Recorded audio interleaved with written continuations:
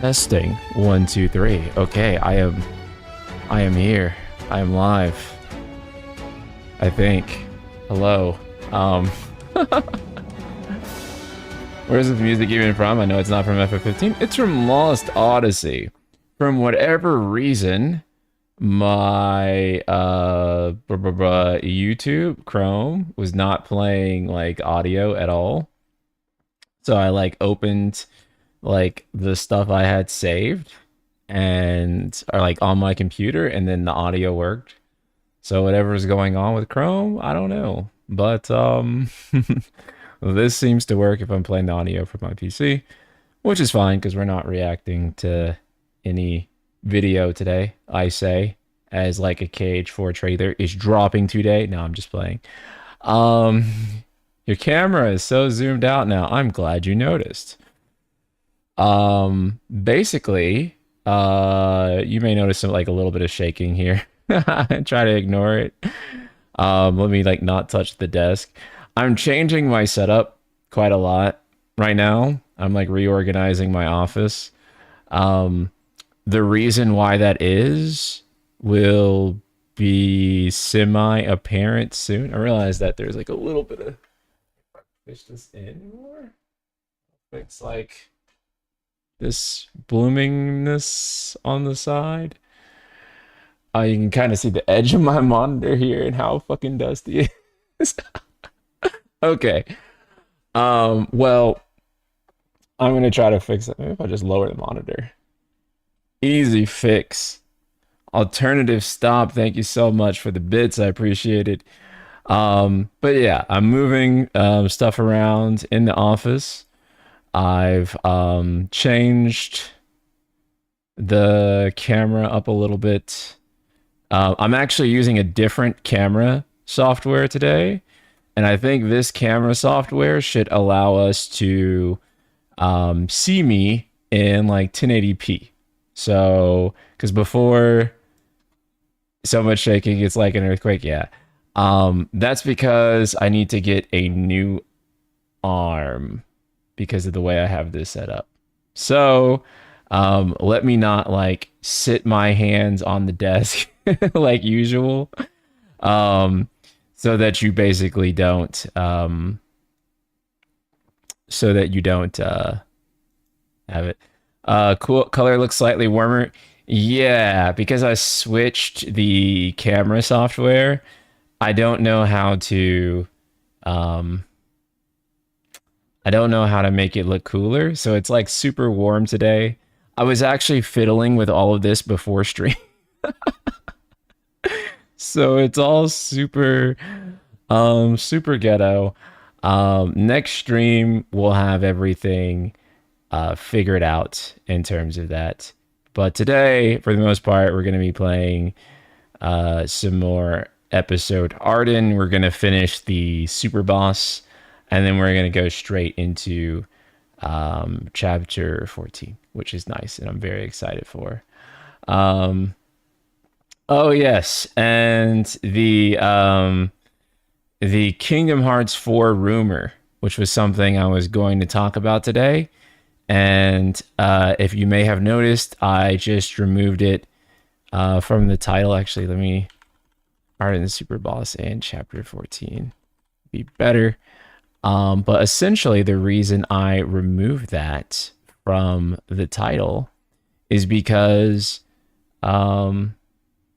moments before we went to stream, my boy in chat, you may know him as Clout Strife First Class in the Twitch chat, he messaged me and said that the Reset Era mods did some looking into this guy, the guy who posted the KH4 leaks, and they banned him. So it seems that those leaks are not true. Is it still on YouTube? I thought I changed it. Let me see.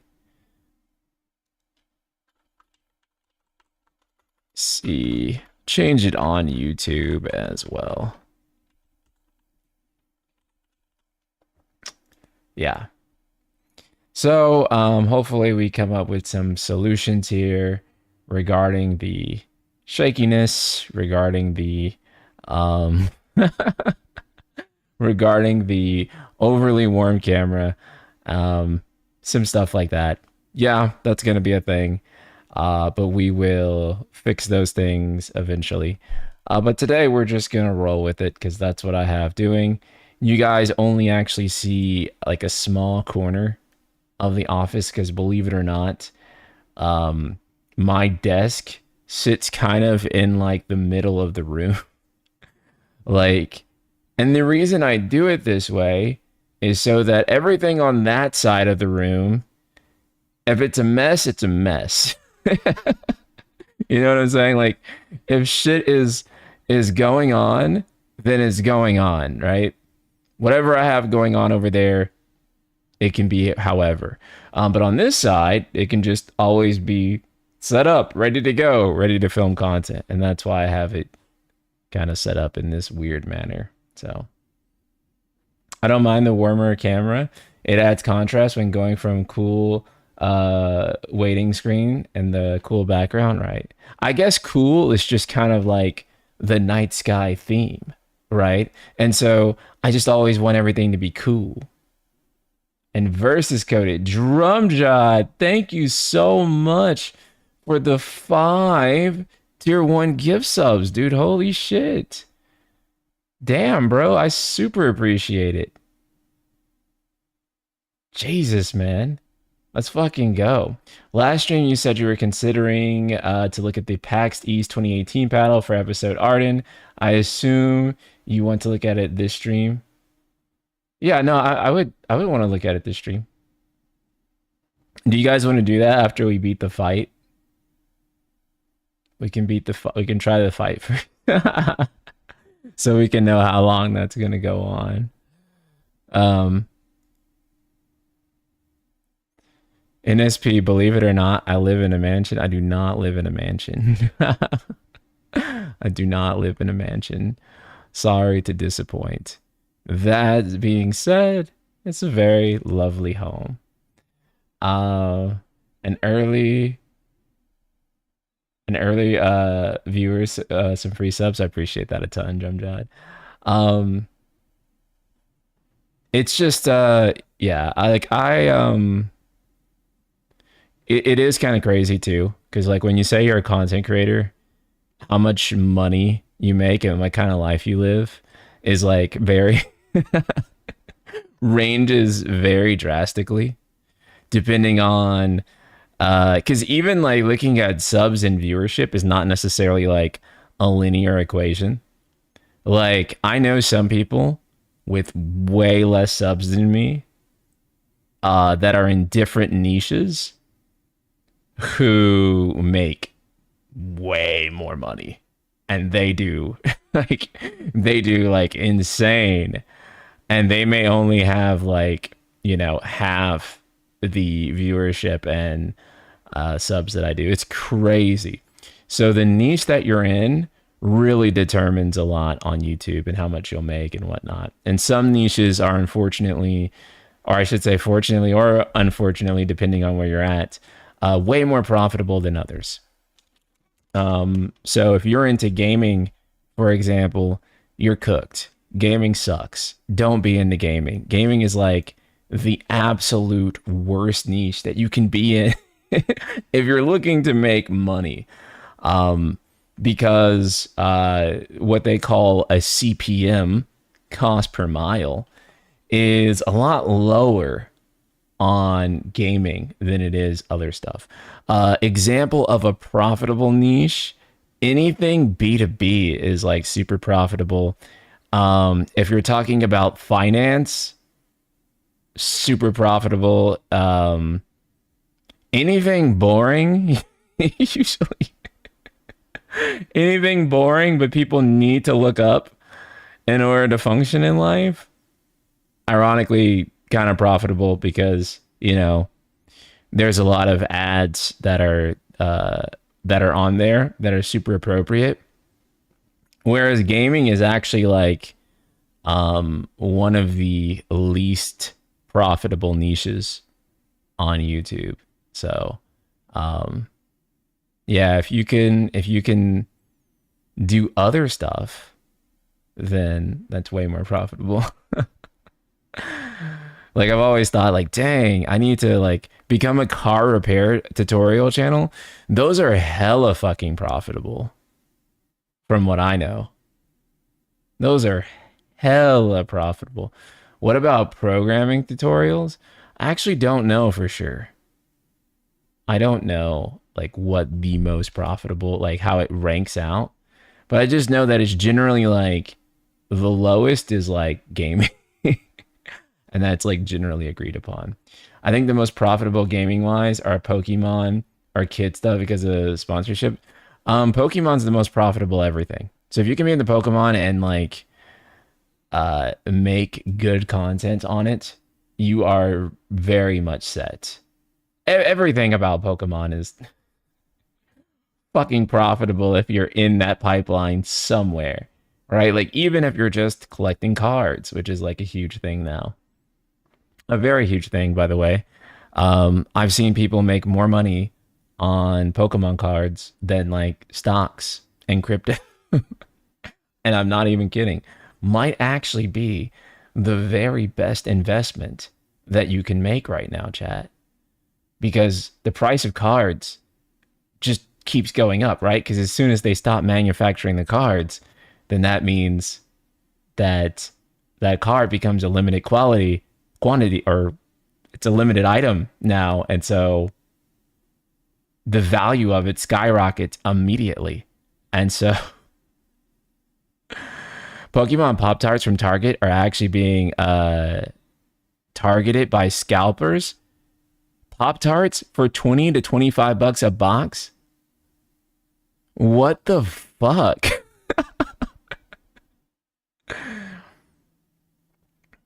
Because Pokemon cards always change with the meta, it'll always go up. Yeah. Yeah. My friend pulled $1,000 Pikachu the other day. God damn, dude. Yeah. So that's why I say if invest in Pokemon anything, and you're good, dude. I fucked up being a Final Fantasy YouTuber. Cause well, I mean, there are definitely some Final Fantasy things like that. I say some, but it's really just one thing. It's really just the Magic the Gathering collaboration, which for whatever fucking reason, that shit hit. It hit like a bag of bricks through a goddamn window. And people were fucking insane about those cards. So if you can get Final Fantasy Magic the Gathering cards, that's like really huge. I got a 3K Chocobo Magic the Gathering card. Yeah, I've heard about that Chocobo card. That shit is crazy, man. I'm not gonna lie, given the state of FF, maybe covering it was a minor fuck up. I mean, you know, it's not the most is not a very profitable niche, which is always why I think it's hilarious when people talk about being in it for the profit, being in it for like, you know, the exploitation of the series. And I'm just like, dog, shit has been like downhill in terms of public interest since like after the release of 7R1. 7R1 is where like things seem to peak. And then after 7R1, it's just not quite where things used to be.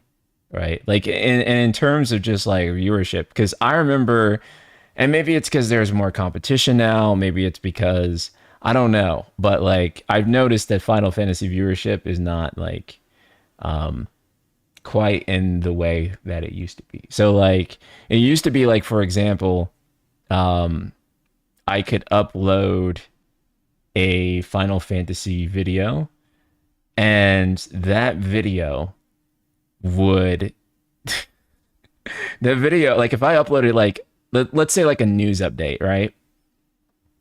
If I uploaded a news video, it would get like 100K views easily, like every 7 hour news video would.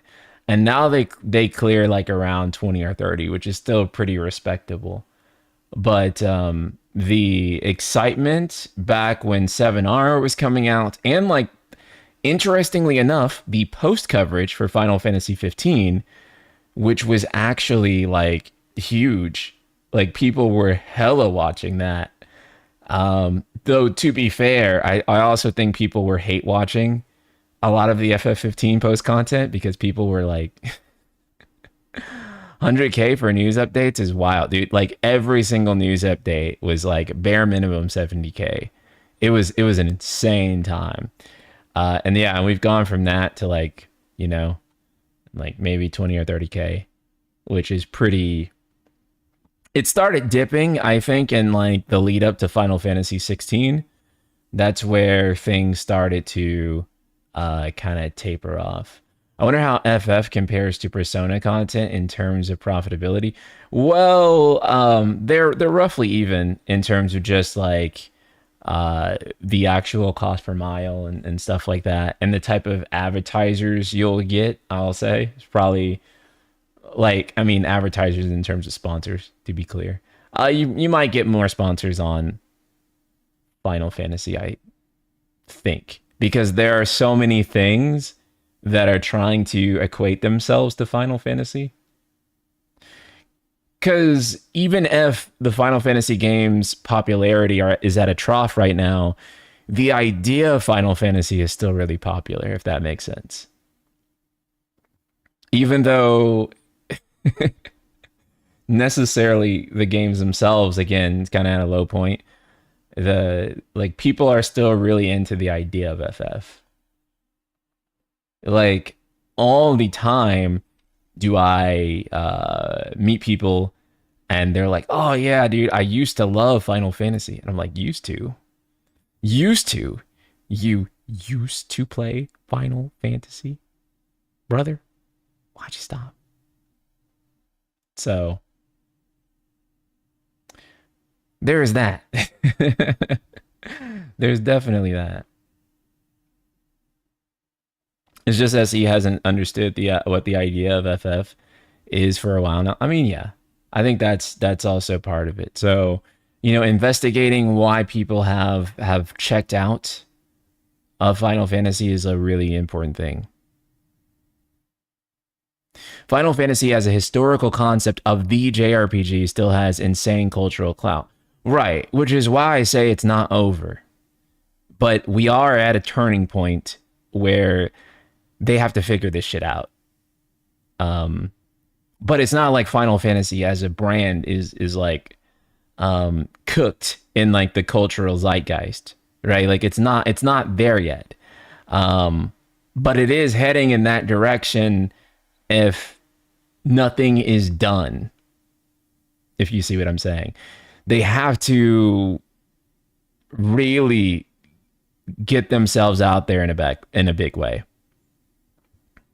It's like that investor report where it has crazy brand recognition. Right. And that's like one of the things that 3D Investment Partners was kind of, hammering Square Enix about they were basically saying, how can Final Fantasy as a brand be this popular and the sales be this low, right? Like, how do more people know what Final Fantasy is than Elden Ring? And less people are also buying it. That's a really confounding problem if you think about it. Right? Because the latest sales update we have for Elden Ring is 30 million. But the latest sales update we have for Final Fantasy 16 is 3 million. But more people know about Final Fantasy than they do Elden Ring. So what the fuck is happening? What is happening, right? And that's the problem that has to be figured out for them. Because it's not that people don't know what Final Fantasy is. It seems the problem is that people don't know why they should care anymore. And I'm not saying that to be like indicative necessarily of the game's qualities, right? So I'm not saying that like 7R is bad, or even that necessarily 16 is bad or anything like that. But I am just saying that like there seems to be some disagreement or some disconnect between people and the appeal of the series, and they don't know why they need to go and play it anymore. Final Fantasy also has a more marketable name with the alliteration and the unique sound of it. That alone can't carry them forever. I do think that Sakaguchi was right.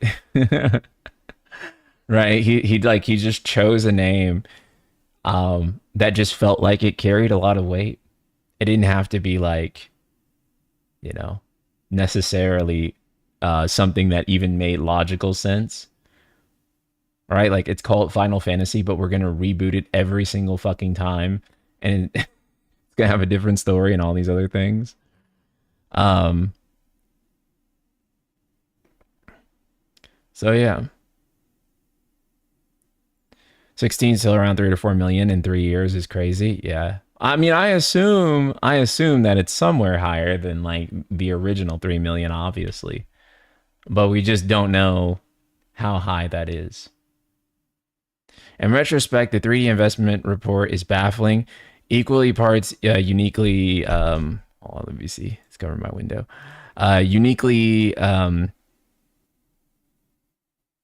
incisive, but also the observations of a monkey.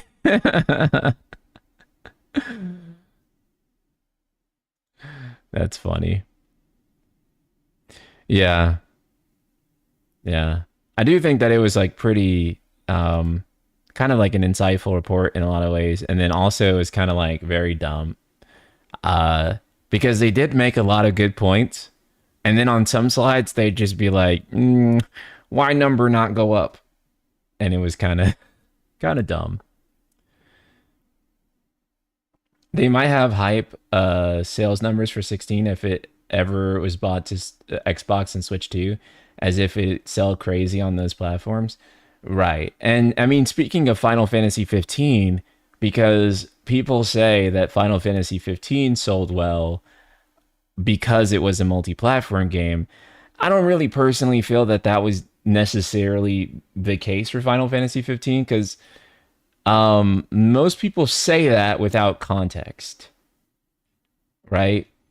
They act like the Xbox version of Final Fantasy 15 really carried. This was kind of true with Final Fantasy 13, right? Because I think that a third of 13 sales were made on Xbox. So that actually did end up being important.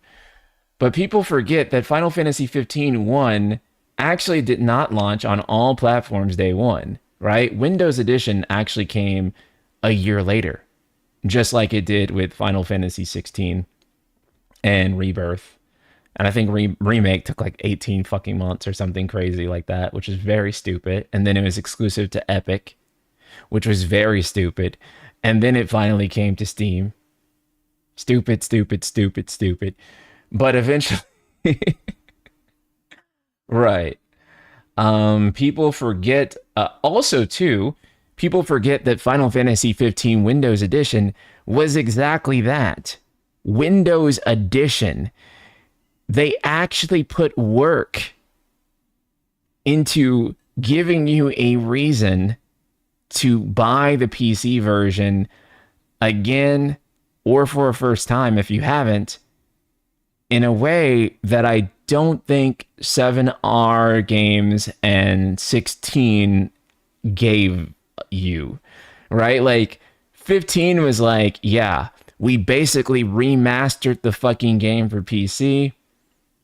We added like some modding features. Unfortunately, they didn't get to release all of them, but they were really cool. It also came to PC at like an insanely affordable price. I think it was like $50.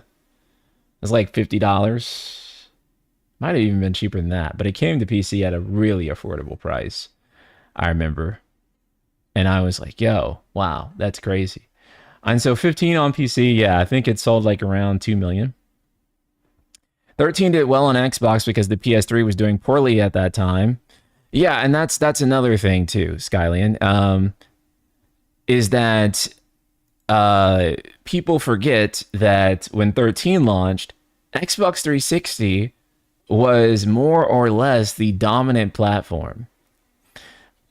And by the end of the generation, 360 and PS3 had like roughly even market share. I think PS3 just barely edged out 360, but 360 was fairly formidable at that time.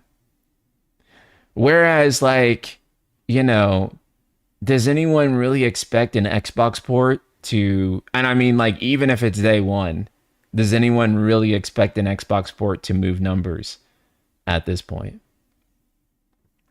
I think it's gotten to the point now where a lot of developers have even skipped Xbox because, like, what's even the fucking point? If you're not on Game Pass, like, why even, like, what are we doing, right? Like, who cares? So, I don't really think that necessarily would have been like this huge delta.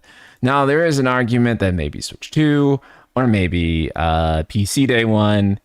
But again, those weren't really, available when you compare that to Xbox 360 or when you compare it to the generation of Final Fantasy 15 with Xbox One. Even so, yeah, I don't really think a day one Xbox port would have really done anything. A Switch port though might have, for sure. I am very pro Final Fantasy 17 launching on the Switch 2, and I think it should launch on PC day one. But I don't know if that alone is going to instantly solve like all problems magically in the way that people think.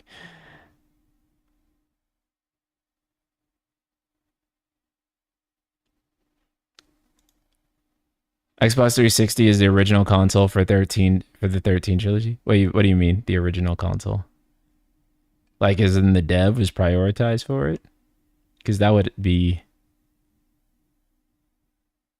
PS3 still. Yeah, so on the note of the KH4 leaker, the Reset Era mods did like their own investigation on this guy, and they just decided to ban him. And I saw this moments before, thanks to Cloud Strife First Class and Twitch chat. So I saw this moments before we actually got on here and streamed, and I was like, okay, well, never mind. So I tried to remove that from the title. And I figured it's just not worth talking about if they've already done an investigation and said that this guy's full of shit. So just doesn't seem like it's worth it at that point. I can't believe anyone would think this leak was even real. As I've said before, nothing ever happens with Kingdom Hearts. So the moment you see something is happening with Kingdom Hearts, you should know it's bullshit.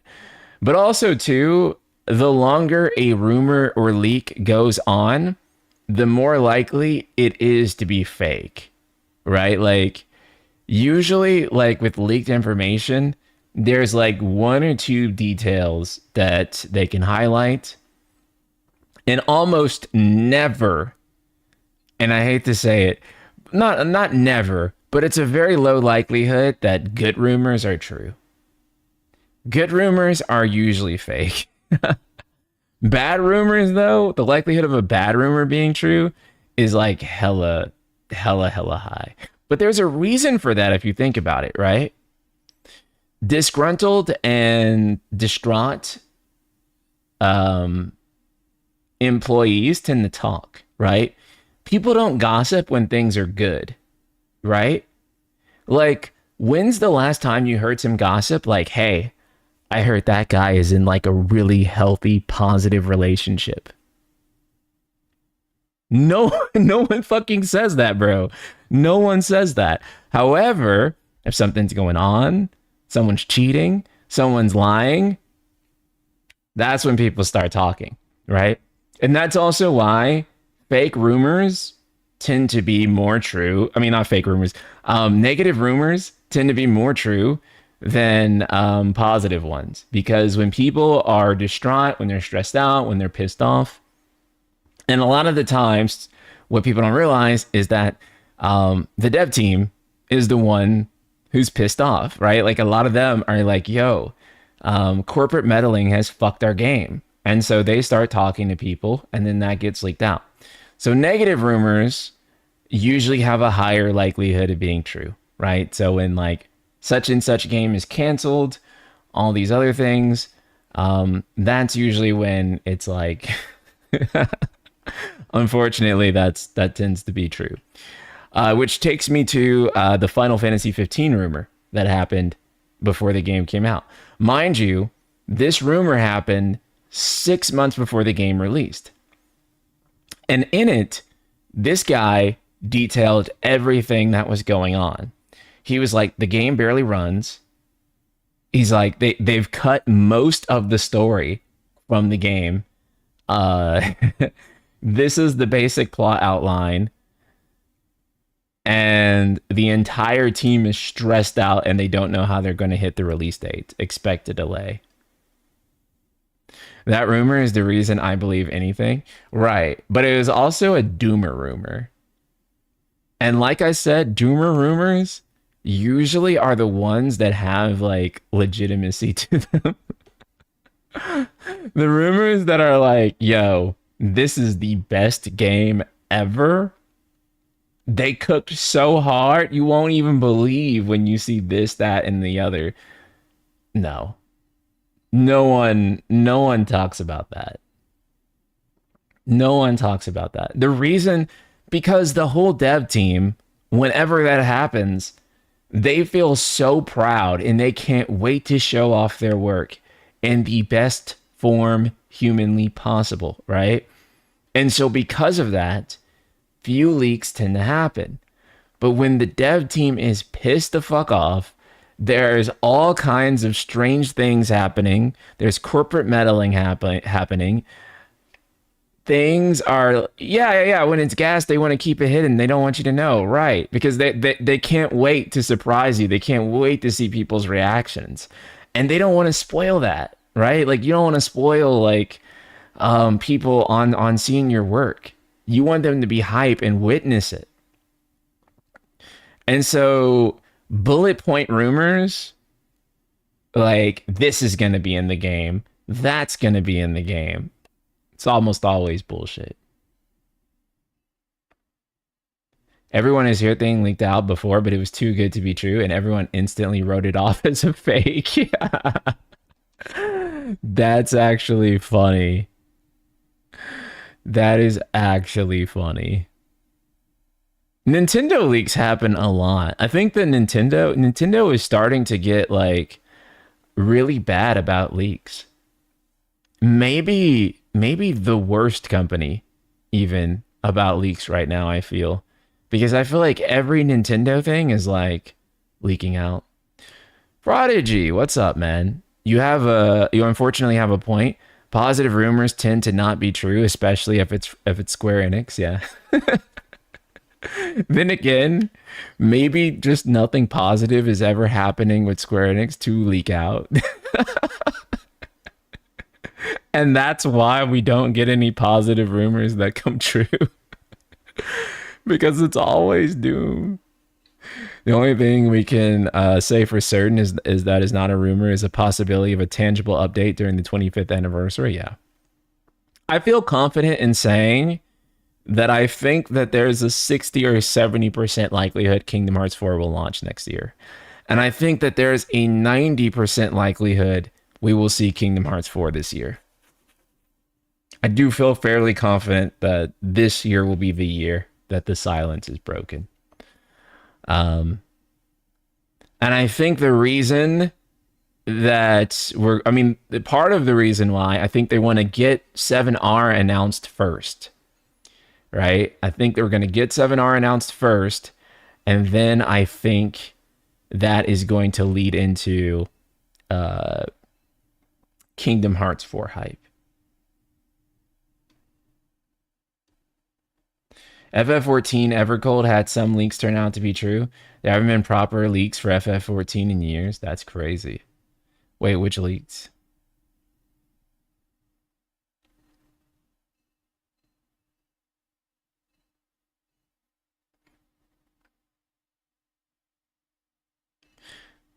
Square Enix cast doom on themselves with FF13 and the current financial and the current structural reset is them regenning their MP. Hopefully so. I mean, yeah, ever since the Crystal Tools era, it's been a downward spiral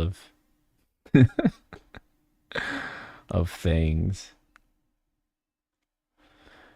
I don't think anyone would mind if they just revealed 7 part 3 and KH4 at the same time. If anything, that'd be twice that'd be more hype than KH4 after until after 7R part 3 announced. There was a Chinese playtester who leaked key details ahead of time for Evercold. Not all details were talked about, but a lot were at FanFest. Oh, okay. Playtesters do leak things for sure. It kind of just depends, right? At like what point a game is getting leaked. But games that are in early or middle development never get shit leaked. Leaks are only going to be true usually at like a really late point in development. A playtester leaking things makes sense. I believe that Final Fantasy 15, that was leaked by either someone in QA or like, yeah, like some type of playtester, I believe. Just judging by how they talked. I believe it was somewhere in that pipeline. KH3 avoided leaks until like the last 2 years. That Monsters Inc. leak was wild, and then the game got stolen 3 months before release. Holy shit, I forgot about the Monsters Inc. leak. That was crazy. I forgot that shit even happened, bro. Damn. Good times. Wait, do you guys remember the guy who got his Kingdom Hearts 3 copy like months ahead of time? Like it was something like 3 months. And like he made an account like Kingdom Hearts 3 leaked or something like that. And he was posting tweets. And I will never fucking forget like the series of tweets where he was like, yo, this is game of the fucking year. He was like, Kingdom Hearts 3 cooked so hard. This is the GOAT. And then he finished the game. And he was like, it was alright. And people were so mad at him. People were fucking livid at him because they were like, yo, what the fuck do you mean? Maybe you're just playing the game wrong. You're playing the game in a way that makes it unfun or something. And you guys know the straw mans.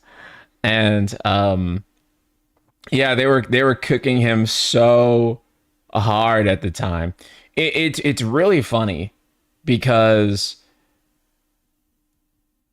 people get so mad at reviewers with long-running series when they give them scores that the fans don't like agree with. That's the wrong score. And I'm just like, you have not played the game. How are you disagreeing with maybe the one person that you know of who has played the game? You don't know if you agree or disagree.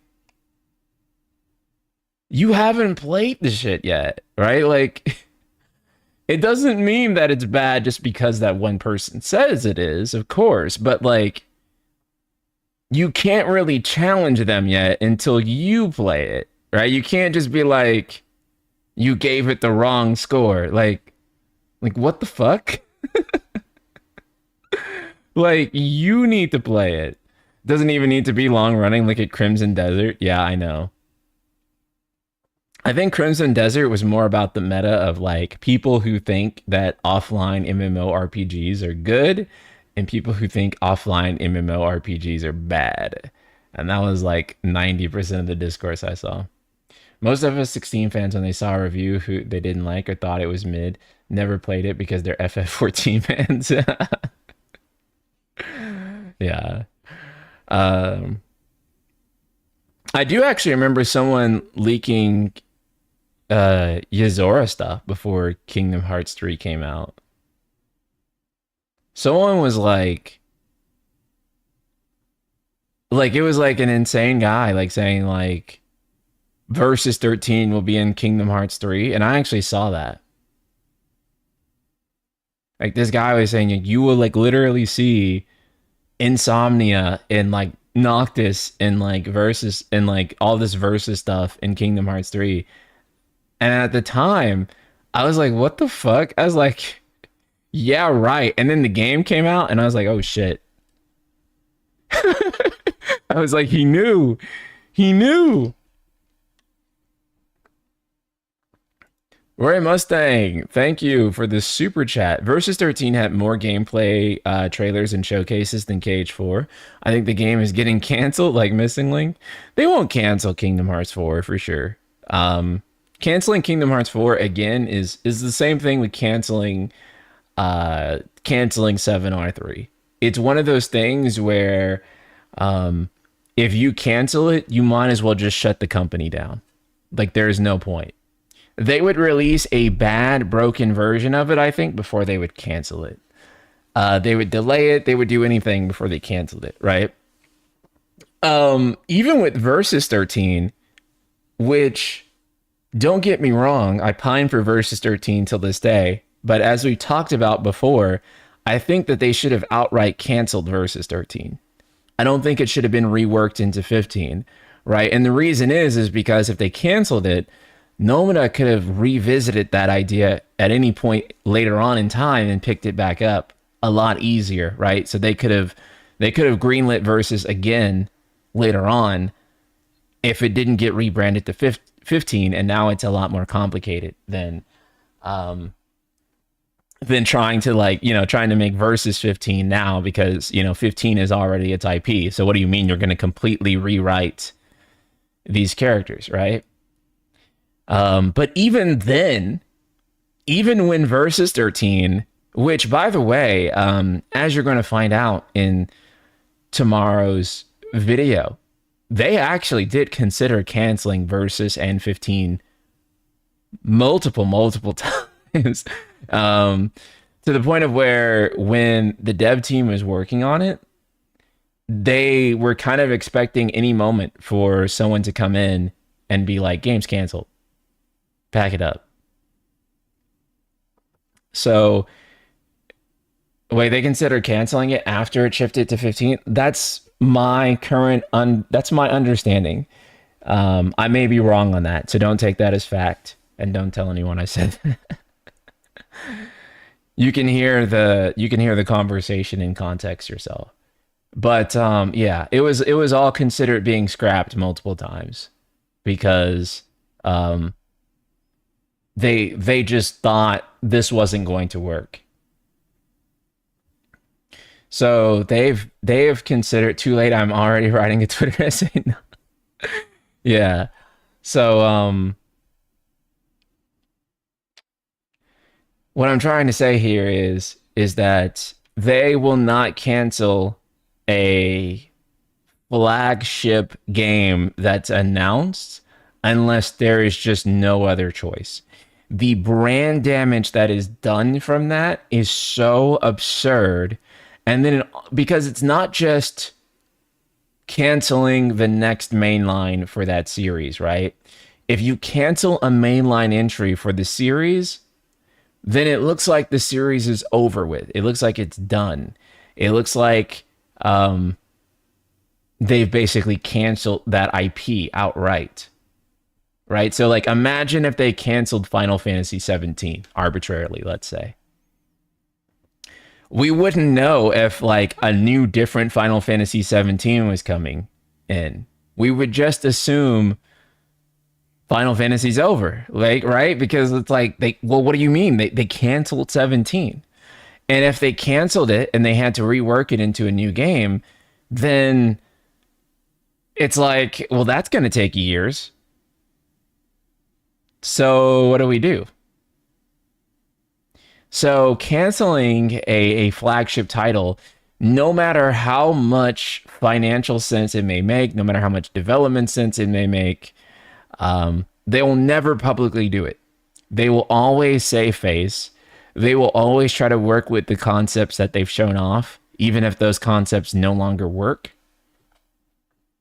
for what they want and need to achieve. Yeah, they're always going to force it to happen because the fallout of canceling a flagship is just too great. It's just too great. It is actually better to just release a broken, bad flagship than it is to say we're canceling the current flagship. Because if you cancel the flagship, publicly cancel, it's so cooked. Clax, thanks for the bits, man. They wouldn't call Final Fantasy 15 anything else since they already changed the name from Versus 13 to 15, and changing it again would be confusing, right? Thank you again for the bits. I appreciate it. I feel like if Square Enix ever canceled a mainline FF game, they would frame it as deciding to change direction. I mean, that's more or less what Final Fantasy Versus 13 was, right? Because Versus 13 was always going to be 15. I don't know if you guys like really understand this, but like they basically knew Versus 13 was going to be 15 a year into development. That's how soon they became aware that, yeah, this shit isn't going to work as Final Fantasy opposite 13. They like immediately figured that out. And I don't know why they needed to get into development to figure that shit out, because it's so obvious, right? Like, first of all, like literally naming the game the opposite of Final Fantasy 13 is kind of just fucking crazy. Kind of crazy. Not the best marketing tool. I mean, people hated 13 so much in the 2010s that maybe Final Fantasy opposite 13 would have worked. But I think that just generally people would see 13 and go insane, go ape shit. They would just be like, I'm not playing anything with the word 13 in it. I remember having to explain to people even back then. I was like, wait, no. Versus 13 is actually not 13. It actually has nothing to do with like the base 13. It's actually like a completely different story, like with different characters and different gameplay. And it's like, if you didn't like the main 13, this game barely has anything to do with it, right? And it's got a couple of gods in common, but that's it. Yeah, Versus 13 was hyped up in the company to surpass FF7 for multiple people, yeah. And a thing that's really important about that too, that a lot of people don't really kind of really think about too much, is how much of FF7 OG staff was on Versus 13. And I imagine that a lot of that OG staff has either left, retired, or they work on 7R now. But a lot of the OG FF7 staff, that was their next project. And so people that were working on 7 and 8 and 10, they transitioned over. Well, a lot of people working on 10 went on to 13, but some of the people also went on to Versus. And so Versus was going to have all of those people on it. And I think that when you look back on like what Versus wanted to do, it was kind of the second coming of Final Fantasy VII to me in a lot of ways, which I know is kind of a like a harsh thing, or not a harsh thing, but like a high claim to make. That's the word I'm looking for. It's a very high claim to make, but considering everything that they wanted to accomplish, Versus was kind of gunning to be Final Fantasy VII again for the company and for fans, I think. And unfortunately, due to the fallout of 13's development and the fallout of 14's development caused by the fallout of Crystal Tools, none of that ended up happening. Not to mention probably the PlayStation 3 being just such a notoriously difficult machine to work for, and it was a nightmare scenario all around. So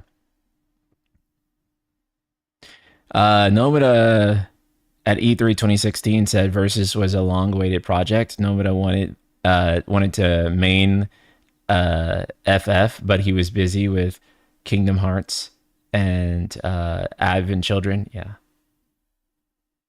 I think he was more interested in Versus 13 than pretty much any other project he was working on.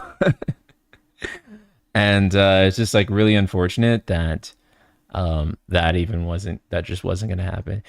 Fabula Nova Crystallis was doomed from the start. Yeah, all three of the FNC projects had like terrible development issues, right? Like Agito is supposed to be a mobile game. And then if I recall correctly, the reason Agito didn't end up becoming a mobile game is that I'm trying to find. Oh, that's right. Now because they have like a fucking like free to play Agito game, but that got canned. But essentially, the problem with Agito 13, if I recall correctly, was that when they were developing it, they kind of assumed that phones would be at like a certain point in terms of their capabilities. And then they start looking at like the mobile smartphones at the time, and they were like, the phones are currently not good enough to run the sort of action RPG that we wanted to do. So they rebooted the game for PSP. And that's the history, if I recall correctly. I was trying to find it, but I can't find it. Yeah.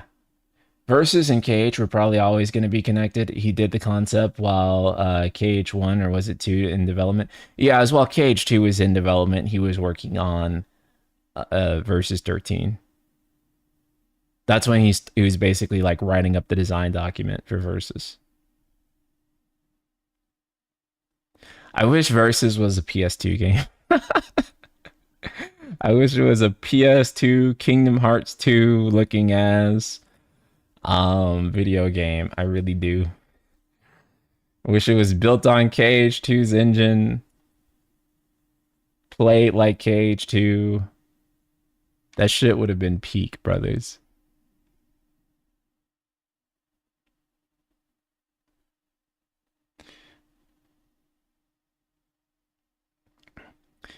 I would have rather them connected as separate projects. Right now, it feels like that the corpse of one project is now infecting the other in an almost zombie-esque fashion. As much as I love what's happening with Versus in Kingdom Hearts 4, I'm not gonna like sit and tell you guys that like, oh, you suck or you're boring if you don't like it. Like if you hate the Final Fantasyification of Kingdom Hearts, like I understand. Like I'm not even gonna push back on it, because the art style is different. I do dislike that in some ways that the unique Kingdom Hearts art style is like not going to be there in favor of, sorry, I'm shaking the camera. Is not going to be there in favor of Final Fantasy lookingness. And I know people are like, well, the art style changes in each world. I'm like, dude, yes, but you know that the base art style of Quadratum is going to be how Sora looks for most of the game. That is also how it always works too. So I'm sure that in some worlds, yes, Sora will go back to being how he looks in a normal Kingdom Hearts game. But for the most part, most of the game, he is probably going to be looking like a Final Fantasy Noctis character like he currently does. That is probably going to be the thing. And I understand why that would upset some people, because I really like Kingdom Hearts' art style, right? Like, I feel like there's a lot of, let's just say, in like the spectrum of stylized games, especially like ones from Japan, I think a lot of them tend to look more cell shaded, right? They tend to have like a cell shaded look to them. And what I think is cool about Kingdom Hearts is that even though it's stylized and even though it's anime, it has a unique look to it that's not just like the normal cell shading that you see in the broad majority of anime adjacent games. It's got like this really unique, cool art style I don't think any other game quite has. And so, yeah, I can totally understand why people feel like losing that sucks and they don't like it. And they don't like that Kingdom Hearts has just become a commentary about Versus 13. Like, I don't push back on those arguments at all. Those are all fair arguments. I don't personally agree because I'm pretty fucking excited about this shit. I look forward to it. But I don't like deny that those are things that some people are just going to find ultimately off-putting in some way. And if someone raises that as an issue, then that's fair. Hey, I can't deny that. Yeah, that has indeed happened. Let's go ahead and open the game.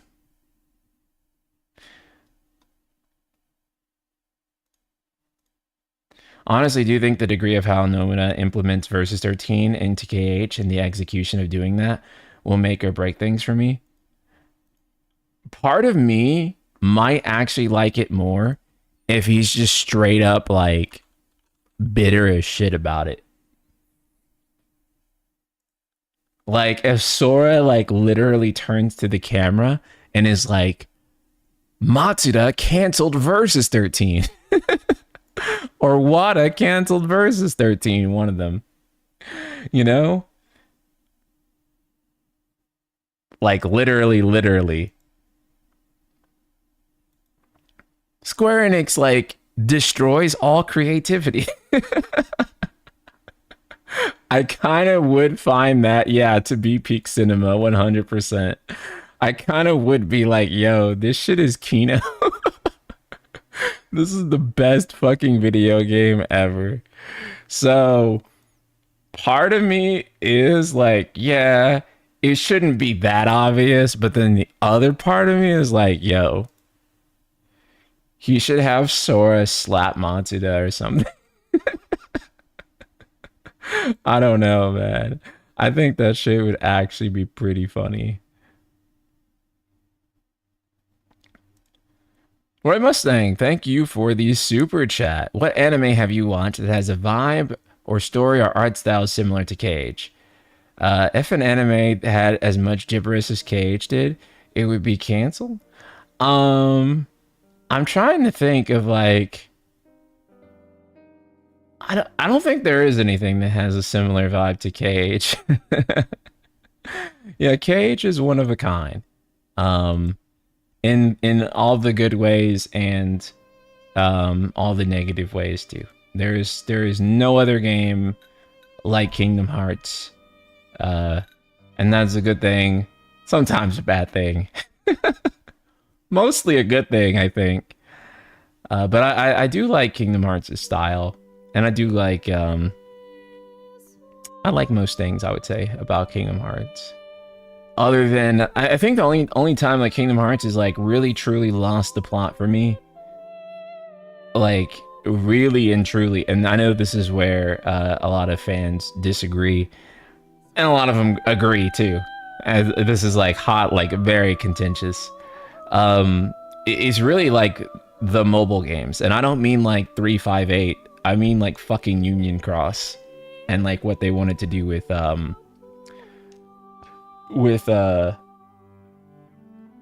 what do you call it? Missing Link. Sorry, my brain froze. Missing Link and game's a little quiet. Okay, we can turn it up.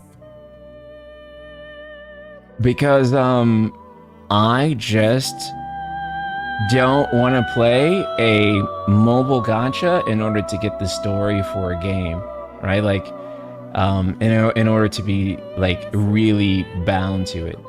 And I don't think it's as necessary as people think, right? I think Kingdom Hearts 3 has one moment that you won't fully understand unless you play the mobile games. And it is like one of the most hype moments But also too, I still got the moment, even though I didn't really play Union Cross.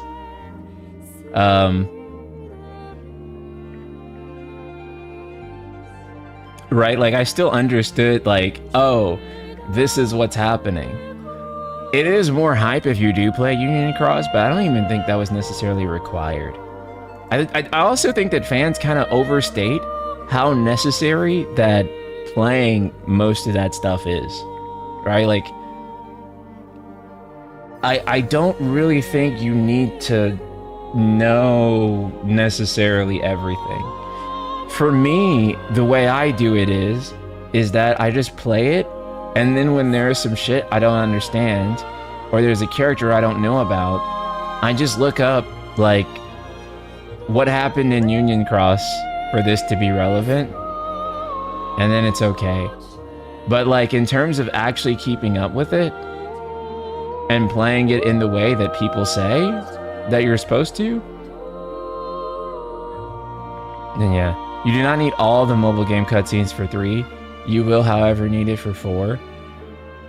Yeah, that shit, like, I'm not gonna lie, that does fucking suck. Like, it does. I get the people that are really into it, really like it, but, like, the truth of the matter is that nowadays, the way that you consume that content is best consumed through, like, a YouTube playlist. And unfortunately, I just think that sucks. That really sucks. To have to go and watch YouTube cutscenes. Honestly, I think it sucks that 358 and maybe not Recoded, but, like, I think it sucks that 358 is like a cutscene movie too, and not like an actual remade game or ported game that you could play on modern hardware. And that's not to say that the cutscene movie is bad. I just don't have any interest really in, like, watching that as a cutscene movie versus playing it as a fucking game, like, as it's meant to be played. Cutscene movies just don't do it for me at all. That's not the way those things are meant to be consumed, and I can't just retroactively watch a cutscene movie and, like, get into that shit. Like, I cannot really, like, get into it. It is off-putting, even for, like, my favorite series, and KH is one of my favorite series. I can't do it. Well, they're working on 3, so probably why Recode It wasn't remade, yeah. But I wish it was. I wish Recode It was remade, and I wish that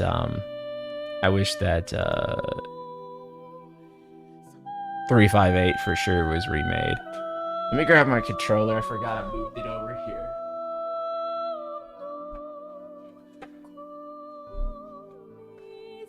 I want to see if the DualSense works with this game, because I feel like last time I tried this, the DualSense did not work. But I don't know. So we're gonna find out. Hopefully it does. Roy Mustang, thank you for another super chat, brother. You're on fire today. I see a lot of folks describe KH and FF7R as anime. When I think of anime, I think of Vinland Saga, Chainsaw, and Attack on Titan, Edge Runners, etc. None of SE games have stories anywhere near them. Thank you so much again, Roy Mustang, for the super chat. Yeah, so anime, and I guess this is true of any medium, but oh, it's because I'm sorry. One sec.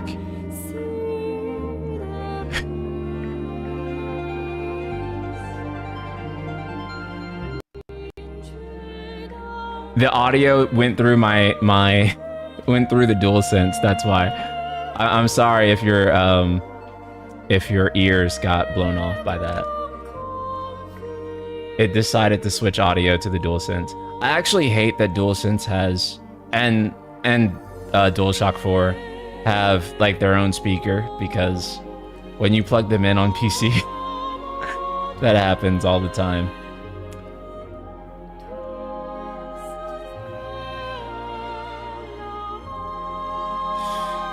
Yeah, so I agree that there's definitely some top tier anime that's like some of the best storytelling that storytelling has seen.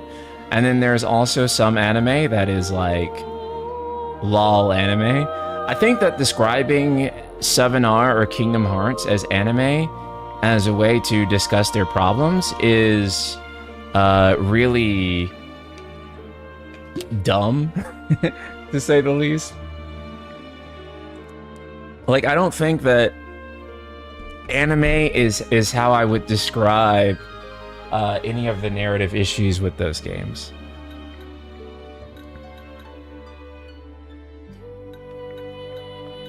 Yo, what the fuck? Okay, maybe we do need the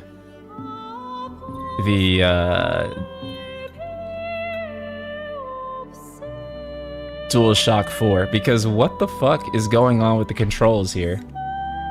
Steam input? Maybe. I think that is what's happening. Because tell me why I'm able to navigate this with the fucking triggers, and then confirm does nothing. None of the face buttons do anything. And in order to confirm, I have to touch on the touchpad. What the fuck? Let me just grab the... Yeah, I can go into the...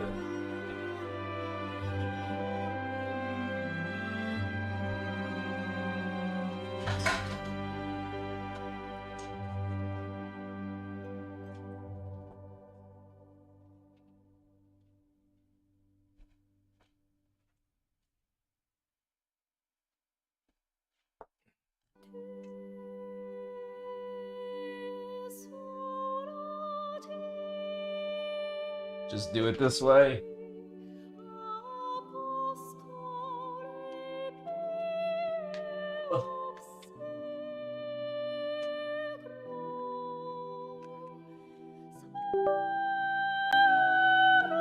Oh my god. Oh.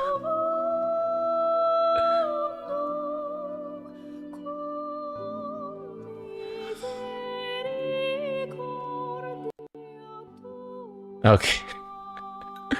There we go. It just works, you know, with Kingly Clash, that's it. You need a technical difficulty screen? I do. Sometimes I'll even add a non-Steam game, like an emulator to Steam, just to get the automatic DualSense support from the Steam. Oh, that's true, yeah. So that it'll actually work. Oh shit. All this loads. The once helpless and hapless prince. Is he now ready to claim his crown? Don't let us down. Okay. Skip this. No. Now they end.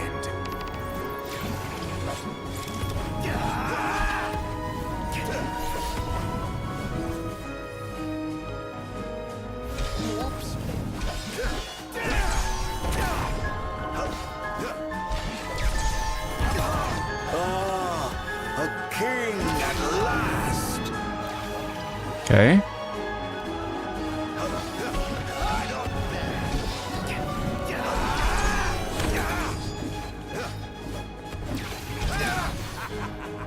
The 10 years you spent accumulating your... I wish that Ardyn had a fucking recovery, like when you hit square, when he's knocked over.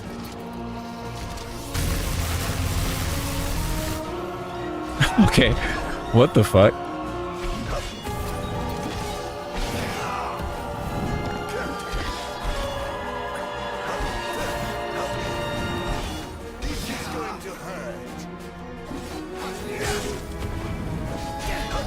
Eh? A king in name alone. I'm truly disappointed. Can't you do any better than that? Don't rush out of demon mode? Oh, right, true.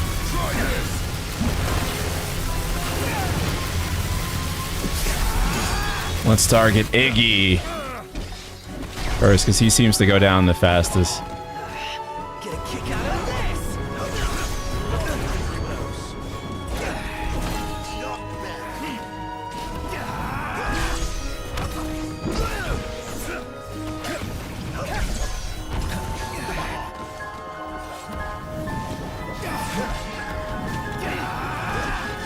It's kind of fucked up that they want you to target Ignis first. But it's so clear from the design and like his HP that that is exactly what they want.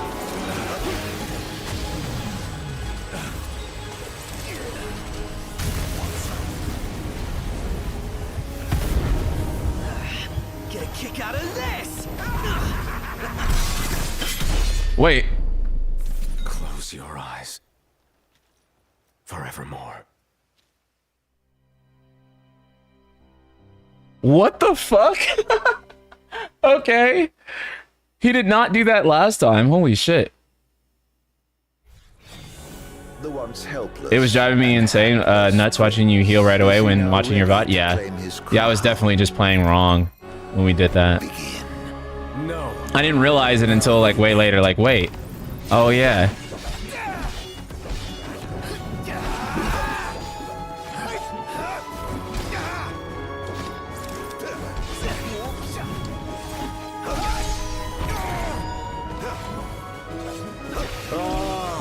A king at last.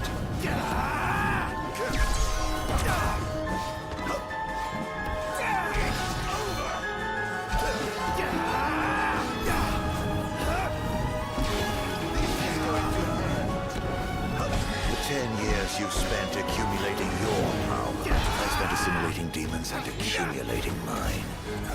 Okay.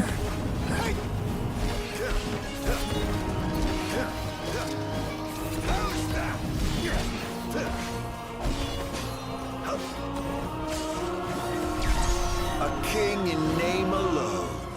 I'm truly disappointed. Can't you do any better than that? 10 years. Oh shit, wait, no, no.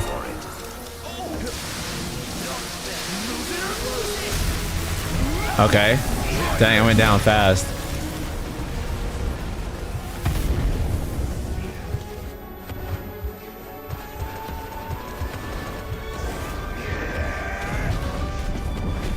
Okay. Oh dang, he actually hits way harder when he's downed like this. Okay. Let's heal.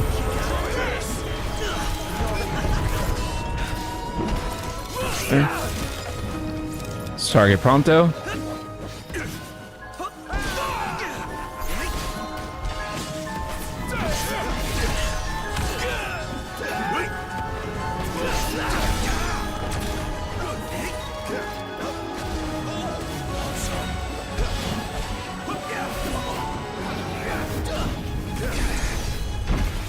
Oh shit, I fucked up the QTE.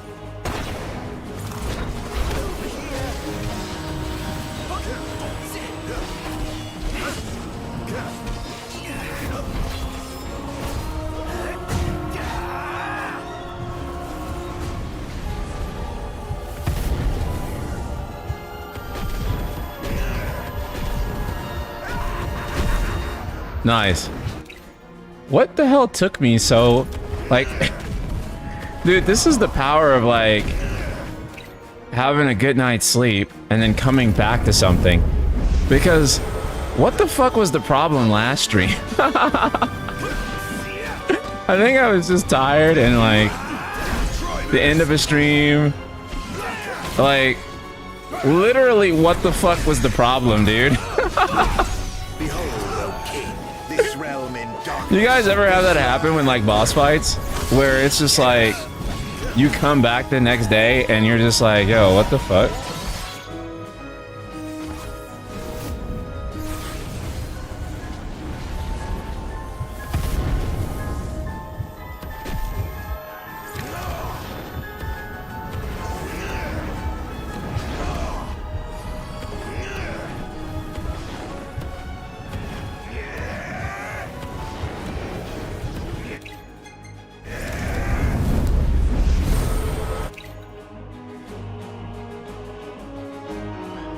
I don't think we need that.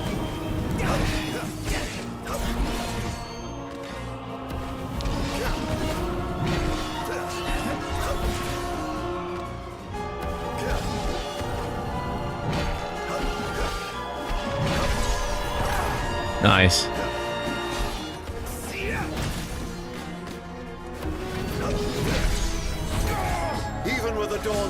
now. It would only bring the horrors to light.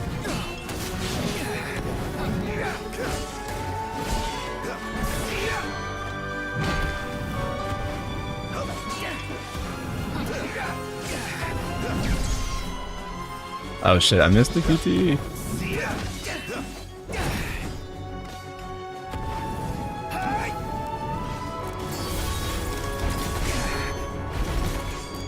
Oh fuck.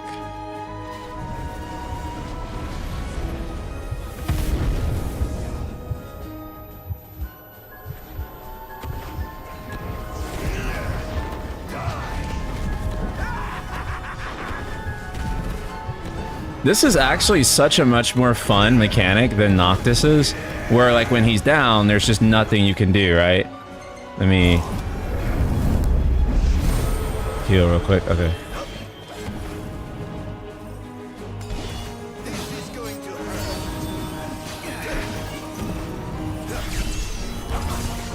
Although I don't like the way Ardyn's parry kind of works, because sometimes, like, if you try parrying, it'll just shoot you across the map.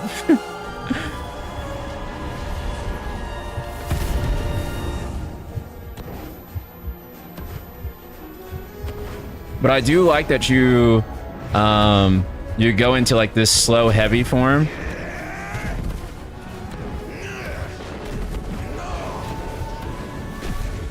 You think 10 years is a long time? It is nothing to me. I have lived in darkness for ages. Bro, that was so easy. What the fuck was the problem yesterday? That was so easy. I think it really was the healing thing. That was like stupid easy. Oh dang, max combo though. We ranked really badly. I guess because we exploited like the overkill mechanic, which it probably was punishing us for. Very nice. Yeah, we only ranked C.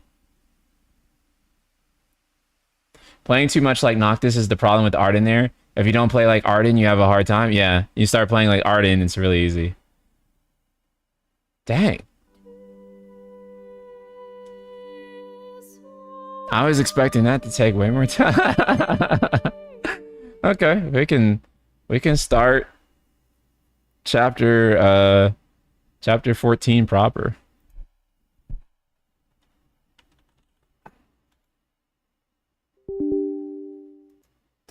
Yeah, you were do you want me to link the PAX East panel, or is that time, or is it for another time? You can go ahead and link it. Go ahead and link it, and like we can reminisce for a little bit. Or actually, let me see if I can find it. Oh wait, maybe.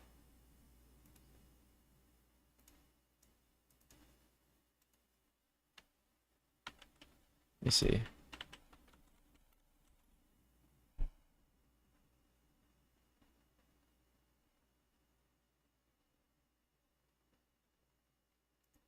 Let me see. Let's watch this real quick.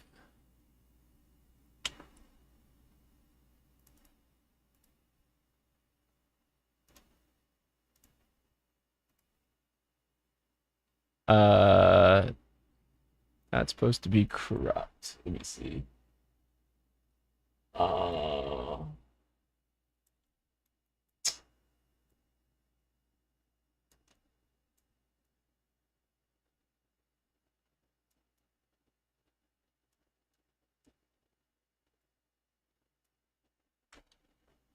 Okay, there we go. Roy Mustang, thank you for another super chat. Oops. Wait, hold on 1 second. Give me 1 sec. Hold on. Let me just that. Okay, thank you for another super chat. I'll bring that back up in a second. In more positive news, Dragon Quest XII might be getting a new trailer on May 27th, and Hori teasing the announcement of a new Dragon Quest game. So yeah, I do think we are going to see Dragon Quest XII this month. I do actually think that's going to happen. So I'm actually very excited for that. So hopefully that will be good. Hopefully, I mean, hopefully that'll like inspire like some faith back in Square Enix. I think once people see Dragon Quest 12 and they see Kingdom Hearts 4 and that stuff, people will be really excited about Square stuff again. I think they just need to see something AAA outside of Final Fantasy 7. What do you think about the idea of Ardyn disabling your party straight away? Members in a party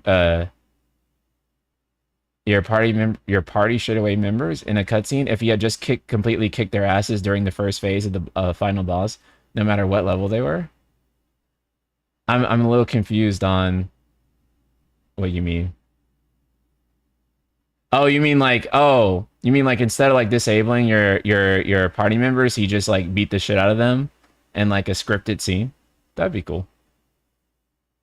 And then you have to fight him alone, maybe. I just don't want the final boss to be fought alone ever again. It's something they did with 15. It's something they did with 16. And now I'm like over it. No more like fight the final boss by yourself. These are games where we're supposed to learn that like our trust and faith in others are what enable us to take down the toughest adversities in life, like the toughest challenges. We should not be like fighting shit alone. That's a terrible message. That's a terrible message. You're not supposed to send that message. Okay, let's watch. Ladies and gentlemen, welcome to PAX. Skip ahead.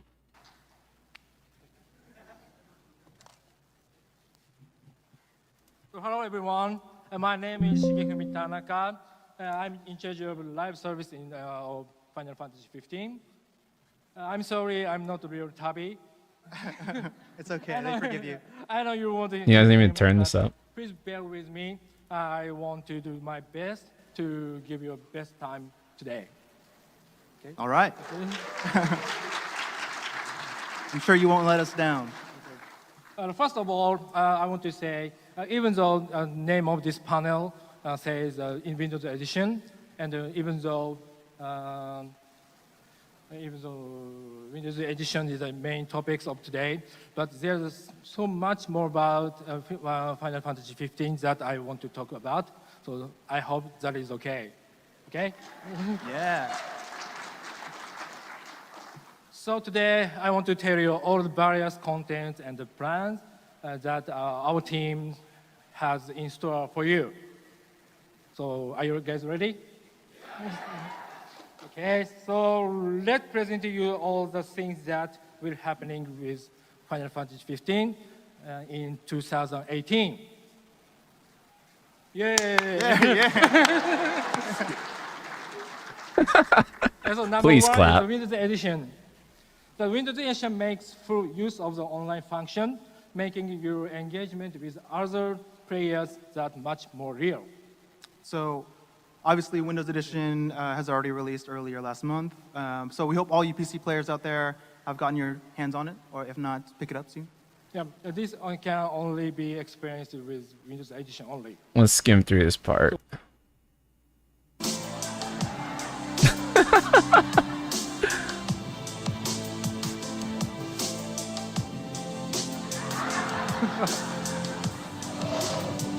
You guys remember when they were doing silly shit like this instead of finishing the goddamn game?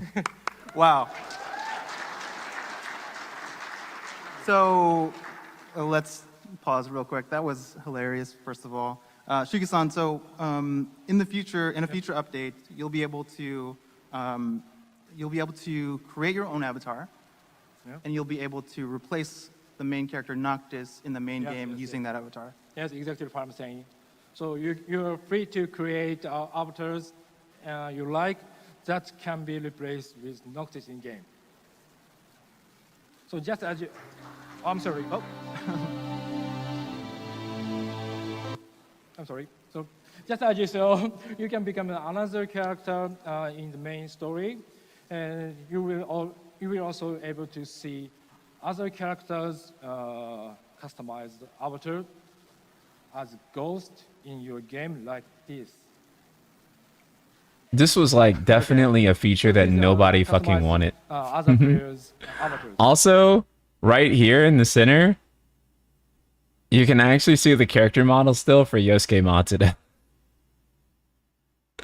And you can see the anime convention guy in the left here. Okay, so let's pause a second again to clarify. So in a future update, you're saying you'll be able to look for inspiration on how to create your avatar by looking at the avatars of other players playing alongside you Yes, exactly. as a ghost. Yes. Cool. Thank you. Beat Noctis, but yes, I did, And Skylia. next is user treasure. We don't have a video about this, but here's the outline. Every day, player will receive one user treasure box, which they will hide in the inside dungeon or inside the world. And the reward for finding these treasures, depend on how long it takes to Turn it up a little bit find for you it. guys. So every day, a user like me, a player, will get an item to hide into the world. It's a treasure to hide anywhere in EOS. Yes. In a dungeon, in the middle of a field, next to a big monster or something like Yeah, that. yes, that's exactly. And every day that passes, the longer it takes for other players to find the treasure, the better the treasure becomes. Yes. So it's obviously important for the people to hide these treasures they get as much as possible. So more time the other players have to find them, the better they will be. Cool. This is a cool feature, but like literally how the hell would this practically work? And wouldn't you get like stupid OP items over time that just didn't make like any kind of sense and would break the game? So I don't understand like what the balancing on this would be. I don't know how this would actually work. You know, it's kind of sad, SE, we're really wanting 15 and Noctis to be a multimedia thing and appear in all sorts of crossovers, which he did at first, but Nier Automata and 2B ended up being that for the company instead, with a game that cost a fraction of 15 to produce and advertise. Yeah, and that's the thing that I hope that Square is starting to realize here, is that you cannot just buy your way to the game being popular, right? Like, you're not just going to be able to throw so much money at these problems for them to go away. It really just comes down to how people resonate with the game design and story more than it does, you know, throwing so much spectacle at the game and so much like a massive open world and all these like, you know, trivial or trivially expensive things rather than, you know, just ultimately compelling design is what ends up making something more popular. And yeah. So, thank you. So you can hide them in deep inside a dungeon like this, or tuck it away in some hidden corner of the field like is here. Or hide it close by the powerful monster here. So sounds like fun? Yeah. I mean, it sounds like a kind of an exciting, cool way to interact with other players. Yeah, thank you. So this year, Live Team is planning on the releasing update to further enhance this content and other new cool features, so you can enjoy this game every day. Cool. Oh, thank you. So that's all the new content update in Windows Edition. But, well, is there anything you want to know? How about it, guys? What are you looking to know more about? Female avatars? Or Anything else? anything else? I think so. One of the main things, I no. think the name of the panel is How about this? talking about mods. So how about mods? So let's talk about mod. We're sorry to keep you waiting. I know you are dying to hear all about it. So first of all, we are planning on providing users with official tools, and the timing is for that this spring. So technically, even That though it didn't doesn't really fucking look like happen. it's spring out there, it is technically spring, so we don't have to wait that long, right? Yeah. I'm sorry. But That did I not really wanted fucking to happen. say starting from now or starting from tomorrow, but I can't. I'm sorry. But right now, our team is working on hard to making the final adjustment. So we will do our best so we can go live in this spring. Yeah. Sounds good. Bro, that's right. Only half of the Possible, tools before we came that release the spring, tool, right? We might showcase the style guide. Not the other online half. You're right. first. And even recently, we have officially released the character of Clover, which was a collaboration with Half-Life. So we hope you enjoy to create hot content of these cool and creative items. It's cool how many Western did you collaborations try they it? had. Like crazy. Yeah, how was it? Oh, yes, thank you. I mean, I myself, I tried it out too. I'm a huge Half-Life fan, so I got the costume on the first day. So actually, you can still get the Half-Life costume if you haven't already. It's on Steam. It's on the Steam Workshop.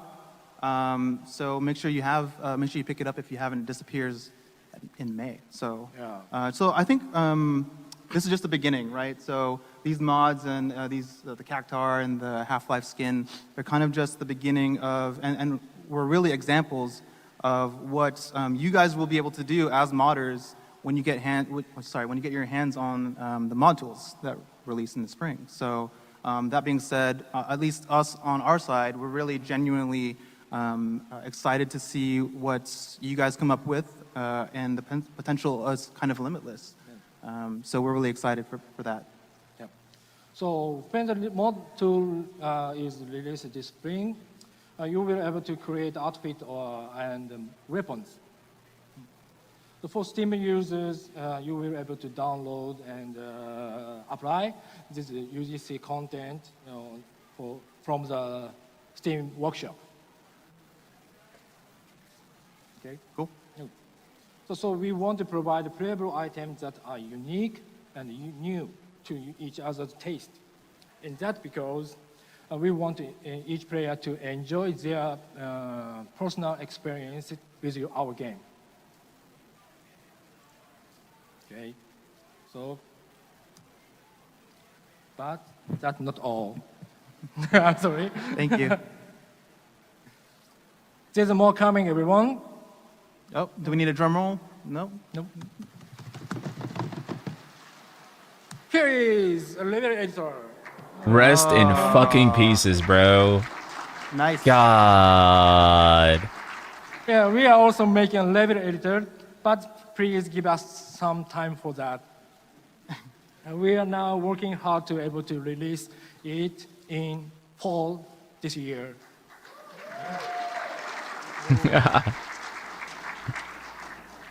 And here is a video to show you just what you can do with this level editor. No. Watch it. They even show it working in this panel? Dude, it's fucking crazy, man. Imagine.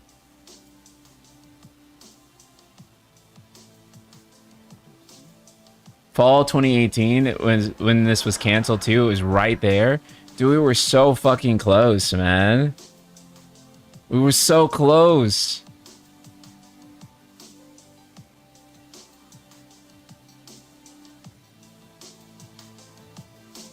Like, can you imagine?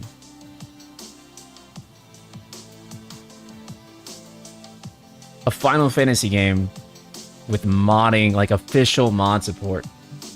Look how easy and user-friendly this thing is. Dude, it's so user-friendly.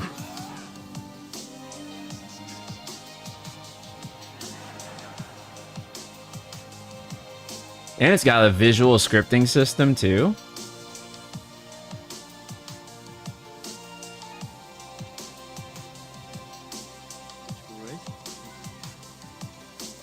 And more.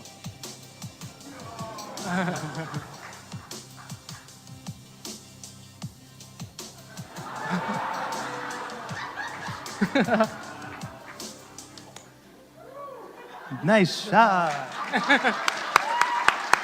What the hell are they doing with That this was technology awesome. now? Yeah. Nothing. So I feel like They made there was Forspoken, a and lot then in that now video. I it's think we should just let's play it again. done. And Forspoken We didn't should even go get through these it modding just to make tools. sure everyone's clear on what we just showed everybody. So in the first section, the mod organizer, you can see the models being tweaked with Maya. The parameters on their weapons are being set. You can see them playing around with the stuff that they made. Noctis swinging that ridiculous cactar.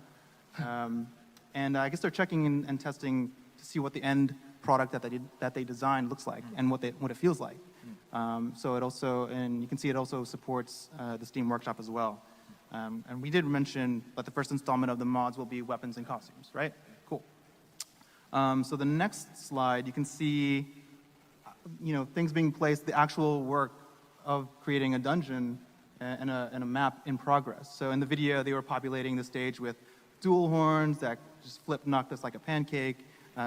They seem to be testing out the sequence graph on the level editor screen. This would have and been making so levels fucking like, cool, new man. quests and dungeons. So you can all kind of imagine what you will be able to do as modders when the tool is released. Yeah. Right? Yeah. The next phase. So the next, this was cool. So this is cool because we got to see a distance tool in action. So he was creating a distance between how close Noctis needs to be to those delicious desserts by Ignis for him to consume them. And for some reason, the plate of dessert was out in the middle of the desert for some reason. Yeah. And next. I mean, chocobo races. Yeah. How can, not much else to say. You can make your own chocobo races, which is awesome. I imagine you might also be able to do things with regalias, Regalia, yeah. regalia races maybe. Probably. Yes. It's really cool. Yes. So next. Imagine a Final Fantasy game getting Yeah, years Magitech- of community Magitech support. armor. Towards the end, we got to see a player controlling Magitech armor. Years. Looks like players can, play around with scenarios that involve that, and if all else fails, So you can battle it. Yeah. Like that, yeah. yeah. It's awesome. And nice shot.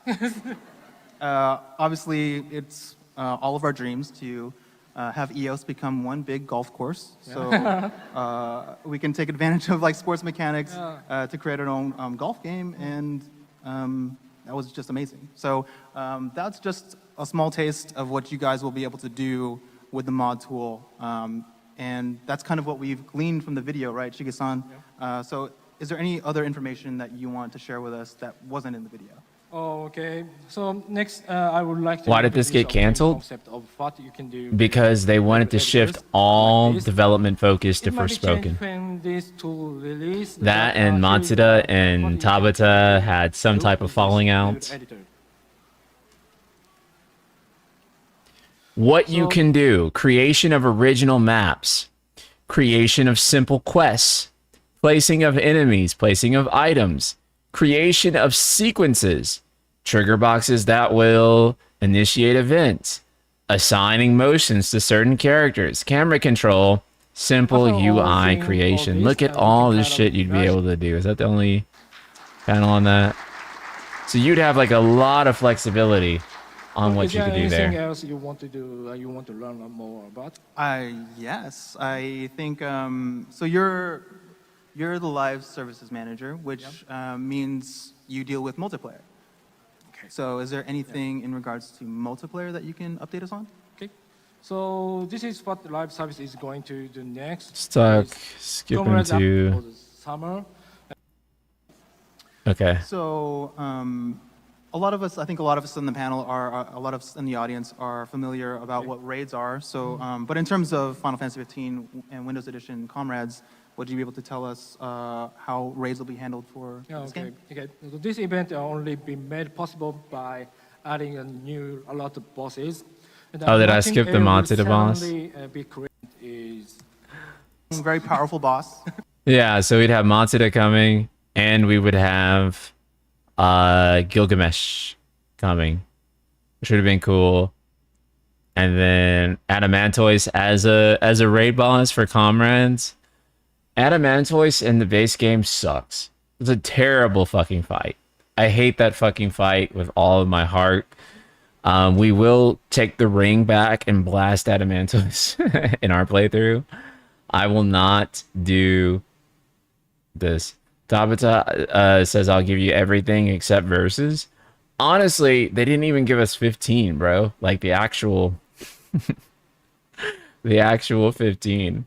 Like I don't think I would lament the loss of verses so bad if they actually gave me a complete real Final Fantasy 15. You know what I'm saying? Like if like 15 was a complete experience and a complete game, I don't think we would all even be looking back on verses like that. We would just think that, yeah, that was the first draft, and then we got the final game, and that's the story. And Dawn of the Future was versus. It kind of was like low key. People don't understand how many versus 13 concepts were coming back with Dawn of the Future. Dawn of the Future was loaded with versus shit, loaded with it, and yeah. Dawn of the Future was also stuff that was cut from 15 as well, that was meant to be there, although it wasn't going to be from the same POV. It was kind of retooled stuff. So, you know, originally you would see the fall of Tenebrae yourself, Tenebrae and Niflheim, but then they switched that over to being Aranea. Dawn of the Future was literally versus 15. Yeah, kind of was.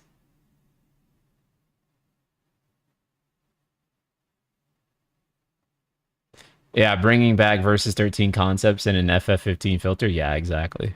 Moment that you come. Got it. So you're in a multiplayer comrades instance with your friends, your 4 comrades, and you're in the middle of a field, and something occurs on the map. An event occurs on the map. When all 4 of your friends arrive to that area, the raid begins. Yes, yes. So you can also earn lots of reward, depend on how you will perform. Got to get that loot. Yeah. Cool. And about the boss challenge, battle challenges, in this event, super strong bosses appears at the same time. So so the difference between a raid and a battle challenge is in a raid there's only one boss, but in a battle challenge you and your friends will have to deal with multiple bosses at the same time. Yeah. So you and your team will need. Bro, what is it with this game's like combat design philosophy? They just love throwing a shit ton of enemies in a room. Stop. Why? Why do you love throwing tons of fucking enemies in a room? I don't understand what the obsession is with doing that is for them. It's so bad. It's what makes Final Fantasy 15's combat system kind of fall apart too. They have like 20 enemies in like a small room, and then you have like basically understand why that's the game. To be well prepared. Yeah. Okay, so you'll need the best loot, is basically what he's saying. Yeah. So we get a lot of new content in store exclusive to this online multiplayer game. But next is the biggest news. Big news? Oh, okay, wait. Drum roll, guys. Okay. We are planning to have Comrades as a standalone game. Yeah. Okay. So Comrade will now be easier to enjoy the player all over the world. So, and with more player on board, matching will be much easier. Yeah. That is big news. Yeah. Cool. Yeah, so, wow. So we just went through a lot of stuff. Yeah. Let's do a recap. Okay. Just so everyone can understand and absorb what we just heard. This spring, what we got is the mod organizer, so weapons and costumes, the avatar creation, so you'll be able to change your avatar from Noctis to whatever you create. The user treasure, so you can hide loot for your friends to find. And then in the summer, we have Comrades updates. 1, Comrades will become a standalone title. Amazing, crazy. Let's let that sink in a little bit. And then bosses and raid bosses and battle challenges. So more content for you and your friends to conquer. And in the fall, we get the second installment of the mod tool, which is the level editor, which I think we're all super excited for. Is that everything? I think that's a lot. Okay, cool. So this year we are going to. Comrades was really cool though, honestly, and I really think that should have been the standard of Final Fantasy multiplayer going forward. I think that's what they should have done for 7R instead of the first soldier, or rather the first soldier should have been a multiplayer component for Final Fantasy VII Remake, right? I would have enjoyed it way more if it was like, hey, you know, here's a $20, $30 multiplayer DLC mode for 7R. So yeah, I would have put like some hours into it. But trying to make it like an FF7 Battle Royale and shit, it just cooked it from the start. It would have been better if they made it a multiplayer mode for 7R and then eventually ported it to be a standalone version. I would have also thought that was a better idea. The first soldier being FF7 Comrades would have gone so much harder. Yeah. I do feel like this might be the last time we ever see a multiplayer mode in Final Fantasy. But I do think that a multiplayer mode is kind of the ideal DLC for FF, right? Because you want all the story to be in there, right? Like you don't want to play extra story stuff. But I do think that fucking around in like a multiplayer mode is actually like a really good way that you can offer additional value to players after launch and it not be a big deal. So I prefer this over like more story content, because story content is really hard to get right. Either you make it too important and it's like, why the fuck wasn't this in the base game? Or you make it like not important at all and it's like, who the fuck cares about buying that? I think the only time they really got the balance like good enough for me was maybe Intermission, where I feel like Intermission, it was not like, it's not like so unimportant, but it's not irrelevant either. And it was like a really cool way to experience Yuffie ahead of time. 16's DLC technically would fit the bill, but I honestly thought that DLC, outside of specifically the fight with Leviathan, which I thought was actually like the best icon fight by a mile, in terms of mechanics, like actual mechanic design was present in the Leviathan fight, whereas I think every other icon fight in 16 can best be described as dodge laser. That's what you dodge laser and counter, right? That's basically like the fight design of all the other ones. Combo as Ifrit. Whereas that one actually had like some really interesting mechanics. The DPS check is actually pretty fun. But I really do think that the stories of the DLCs were just like really not good or fun or interesting. They really did feel like a really uninteresting, like a bad version of like a Final Fantasy XIV raid, and not like a. Yeah, it felt like Final Fantasy XVI Bio Broly. If I'm honest, it just didn't do anything for me, like narratively. Omega fight was also pretty good mechanically. I think the Omega fight and the Leviathan fight were pretty good DLC fights.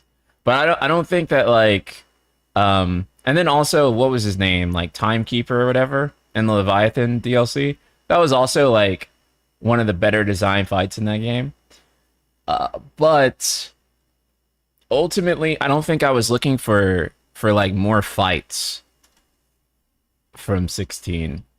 I was actually looking for more of like, more in the way of like what 7R's or like 15's DLC offers, which is like different playable characters, different perspective, new mechanics. I guess you do get new mechanics with new icons, but not like it didn't really change the base game in any way, like the actual base, the base of Clive in any tangible way. Whereas I think that Intermission gave us kind of a preview of like how Rebirth's combat would function, and actually felt like distinctly different in terms of combat compared to the base game.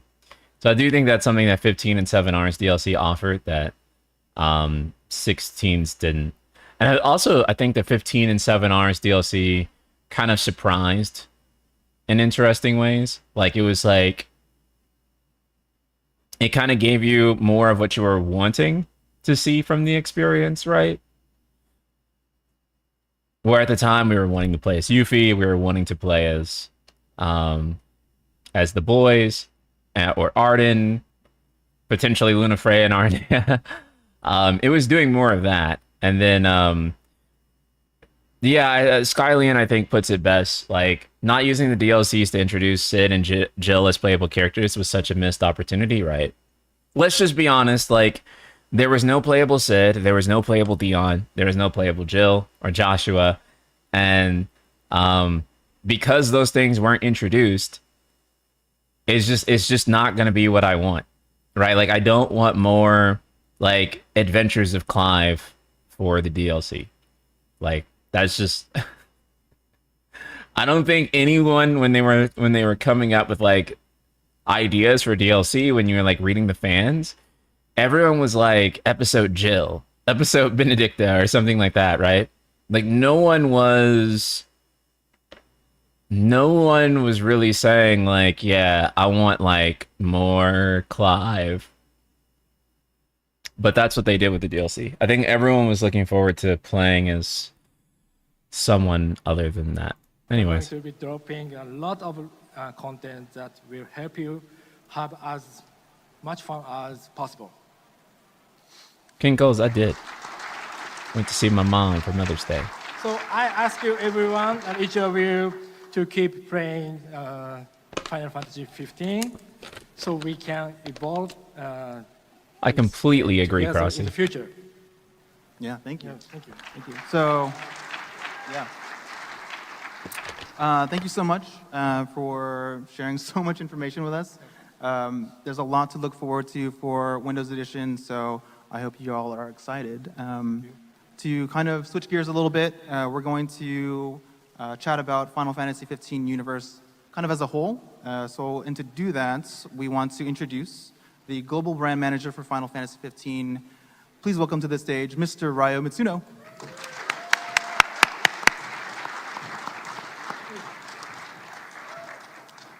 Thank you for the intro, Francis. I apologize, I'm not tabby either.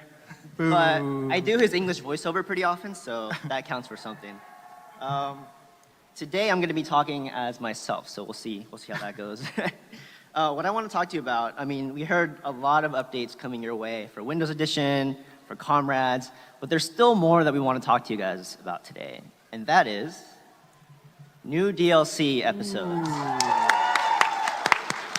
Let's dig in. Let's dig in. Over the last couple of months, we've been talking about this idea, this concept of bringing the Final Fantasy 15 journey to a close with new DLC episodes. So we're finally able to share these plans with you, so hopefully you guys are going to be happy with what we have in store. So taking a quick look back at the first series of DLC episodes, these were designed specifically to put the spotlight on Noctis's friends, as well as the Glaives from Comrades, and really show a little bit more about their character and also what they went through during specific moments of the main story. Who's played some of these? Raise your hands. Who's played all of them? Everyone. Well, that's a pretty good number. That's a good number. Okay. Which one did you like? I like Comrades. Comrades? I'm a multiplayer guy. Okay. Yeah. I like Prompto. Chat, if you ever have to lie in your life, I need you to lie like this. Lie like this. Lie this hard. This is true lying, brothers. I'm an episode Ignis guy, so. Well, I think this is good. So, Gladio. what are we doing then with the new DLC episodes? Well, we came up with a very clear concept, and that concept is to realize a future everyone longed for. Now think about that word just a second. Everyone is obviously including you guys, the players, the fans, But this word also encompasses the main characters of Final Fantasy 15 as well. So what could such a future look like? Maybe something like this. I can't stress enough how much I hate this, like the way they've like rolled this out. Don't advertise the new arc as like we're giving all the characters a happy ending. I feel like that is just so fucking lame. Maybe it's just me, but I do feel like it is lame as hell to be like, yeah, we want to give everyone like a happy ending where everyone's happy. And that's what we want to do. I don't really understand like why you would advertise it that way. Not everyone gets their happy ending in Dawn of the Future though, but this is the ideal. That's true. Oh, okay. Yeah. Let's pause. Let's let this sink in a Let little this sink bit. in while I talk over this. So we know that some felt that Final Fantasy 15 didn't have the happiest of endings. What if there was an opportunity for our heroes to challenge their fates and bring a brighter future? That's what we're trying to do with these new episodes, bring an alternate grand finale. Of course, we're not trying to overwrite the existing ending. The ending for Final Fantasy 15 is the ending for Final Fantasy 15. But like we did with episode Ignis, we want to give players a choice to see a possible different outcome, making it yours. Again, while I don't want them to, how should I say this? This is just like the way they approach talking about this turns me off so much. Like it's just basically like, yeah, we know you guys didn't like sad, and we know that you're not capable of handling negative emotions. So what if we made a version of the story where everything was just good and happy and okay? And like, it's one thing to end it like that, but it's another thing to be like, this is just like, all the characters are going to be happy, and that's what's going to happen, and I want you to know that before going into this. I feel like that's a really weird communication. And then it's also like an even weirder communication to be like, no. The original game is still canon, and that is still the ending of Final Fantasy 15. But we want to offer you bullshit fanfiction non-canon instead. And it's just like, what the fuck? Why present it that way?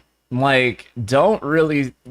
You shouldn't say that that's the case. Like, you have to present this as these are two different timelines or two different potential routes that you can go down, and we're offering players, you know, two alternate canons for Final Fantasy 15's ending, which is essentially what this originally was.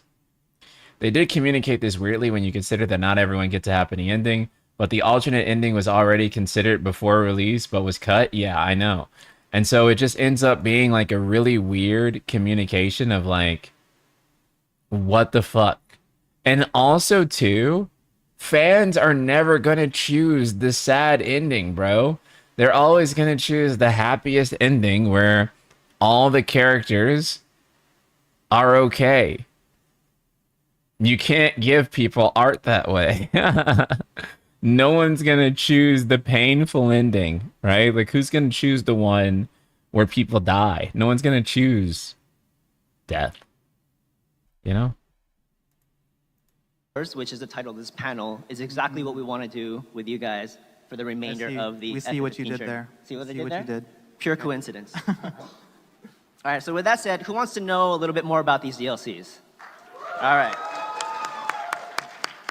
So you probably can guess already, the first episode is episode Ardyn. Nice. Currently titled The Conflict of the Sage. We knew we had to do an episode for Ardyn. When we did the user survey last year, he was by far the most sought after character in terms of further story development. So we know that you guys are gonna look forward to this one. We're gonna see a little bit more about him and what he's all about. He's had this deep-rooted resentment towards Lucis for 2,000 years, so maybe we'll see a different side of him that we didn't have before. So we get to learn more about how Ardyn came to be, why he became so villainous, and his backstory. And you get to play as a really villainous protagonist for the first time in a Final Fantasy game. Pretty cool. So that's pretty cool. Who wants to know about the next episode? Anyone? All right. Does anyone have any guesses? Who do you think it is? We heard of Luna. I we heard heard someone said Ravis. Kenny Crow, episode Kenny. Kenny. Yeah. Tabby. Tabby. Episode Tabby. Tabby. You guys want episode Tabby? The next episode is our fan favorite, RNA Highwind. Awesome. Working title, The Beginning of the End. This is more of a side story. We're going to depict what happened with the Star Scourge, all through the viewpoint of the Niflheim Empire. The last day of the Empire also turned out to be Arnea's worst day ever. And this is going to be cool because for the first time ever, people are going to be able to play as the bad guys and kind of see things. You know why it's RNAs? RNA is one of my favorites. I'm not For surprised. like worst day ever? All right, next episode. Because their DLC guesses. got fucking canceled, Guesses. bro. That's why it's Sid. her worst day ever. Sid, I think his adventuring days are a little over. Nyx. I heard Nyx. Talcott. Regis. Regis. All right, next Yeah, I assume episode it's gonna is be none shorter, other than our too. main heroine, Luna Freya. Working title, The Choice of Freedom. So I think it's been enough time. I mean, yeah. Wait. Spoilers ahead. Luna met a grim fate Yes. in the game. Spoiler alert. We know her time was tragically cut short in the main story, but even in death, her will and her desire to Dang. Luna's story was tragically cut short in the main story? Chat, I wonder who did that. Who did that? How did that happen? How is her story cut short like that? Did someone just decide that that was going to happen? Very weird. protect the ones she loves continues. And this will eventually overturn the fate that was dealt to the king himself. And there's just so much more to her character that we want to show you guys. And she was also, along with Ardyn, one of the most sought after characters. So giving everyone a chance to play as her is something that we're excited about, and hopefully you guys are going to be excited about. All right. Any guesses for the next one? The last one. Last one. I keep hearing Regis. Everyone wants to see Regis. The fourth and last episode, episode number 3, belongs to none other than our main guy, Noctis. Working title, The Final Strike. So in this one, he parts ways with the Astrals, and he embarks on his final battle. This is all to bring the ideal future for all the people of Eos. I'm not going to go too deep into this one because we want to really save all the information for a better date. But from what I've heard from the dev team, this one is going to be a very fitting end to this journey. So, yeah, that's working title, The Dawn of the Future. That is your new DLC. It's a very fitting end to the journey, but it's also not canon, and it's also a choice, and the original ending is still the ending, but this is a very fitting ending for the the journey of Final Fantasy 15. Okay. What the fuck is it, bro? Lined up. What do you guys think? So I have a question. Okay. So I think a lot of the fans out here might be thinking the same thing, but what was the thought process in choosing which characters deserve their own episode? They were all Very good disappointed when it was question, and Noctis, I have just the know. person to answer it. Ladies and gentlemen, please welcome They were to the like stage more the Noctis director of slop. episode Ignis and the Dawn of the Future episodes, Mr. Takefumi Terada.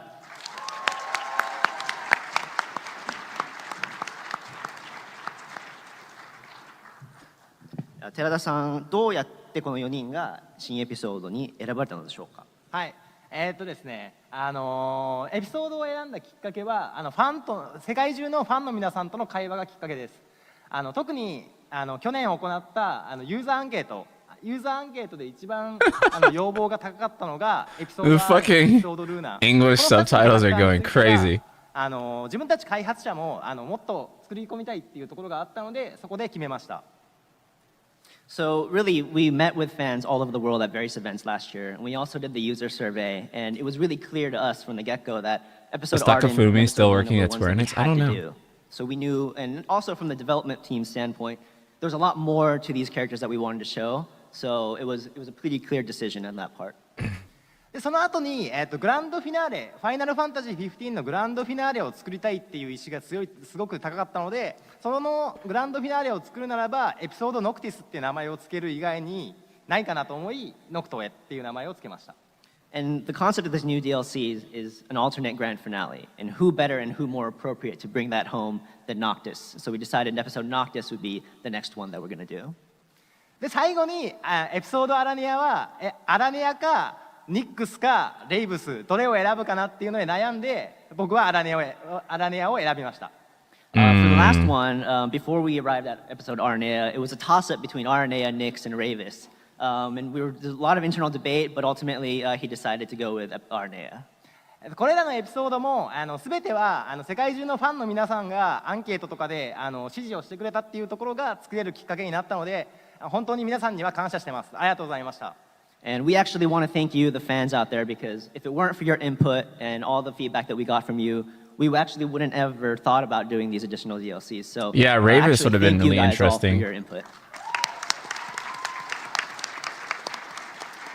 Was that a good enough answer for you, Francis? Yeah, that was fantastic. I mean, we could have got an episode. I mean, some people out there said episode Nyx. You guys were close. But he got a movie. He got a movie. Aaron Paul, whatever. Great. Yeah, that was You got a movie is like the epitome of this game. More awesome music. More awesome news. Bro.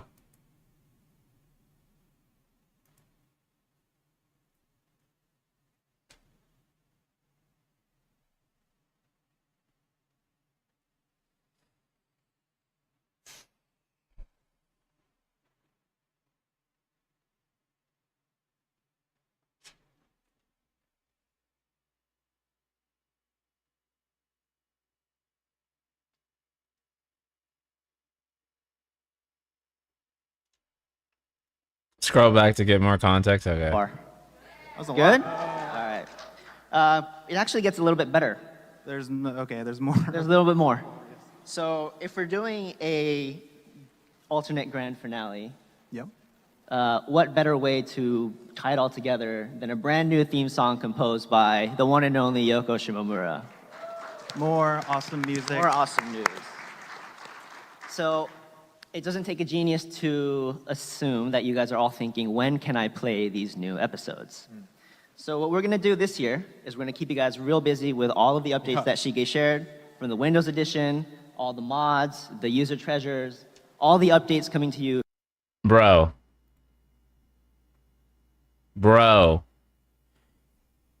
How much of Shimomura's music did they throw away? How much of her music got thrown away? How much of her music got thrown away? What the fuck?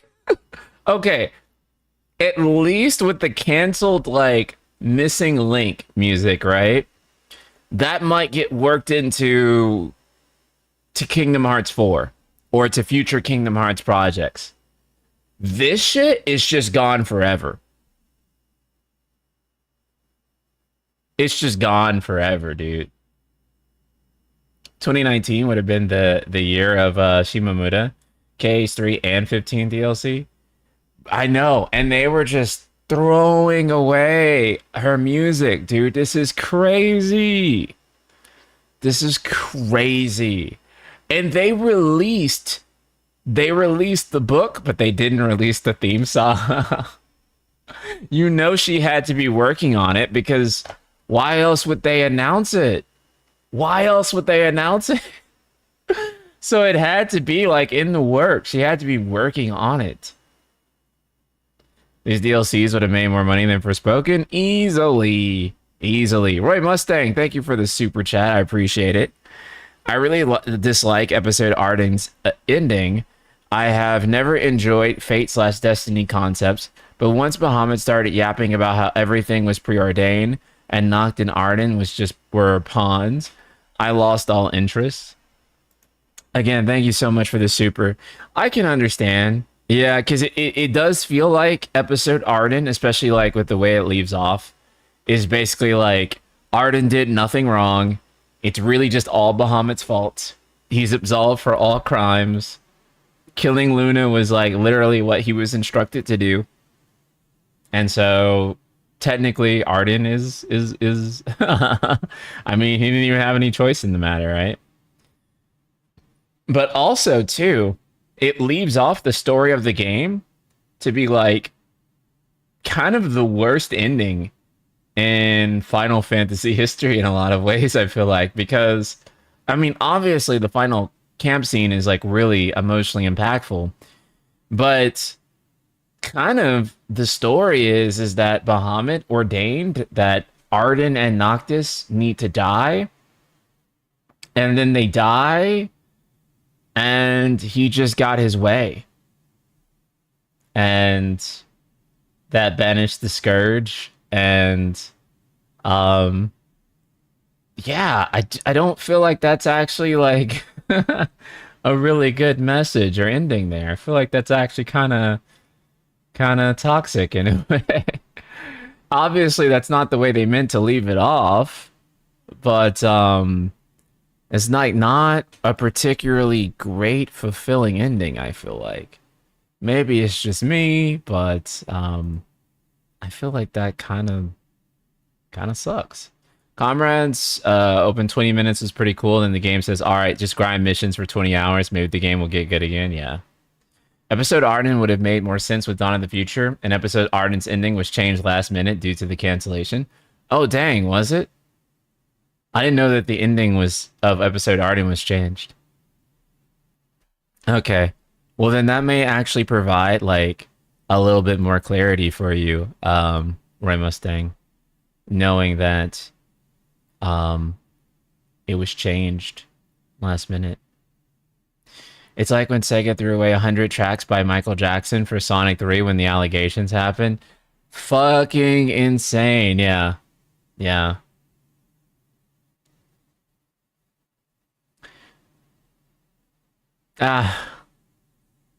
This is why RPG should be complete at launch. DLC isn't always necessary, right? Well, they had to because they didn't have enough time to make a complete game. Sorry, I keep shaking the table. They didn't have enough time to make a complete game, so this is what they did.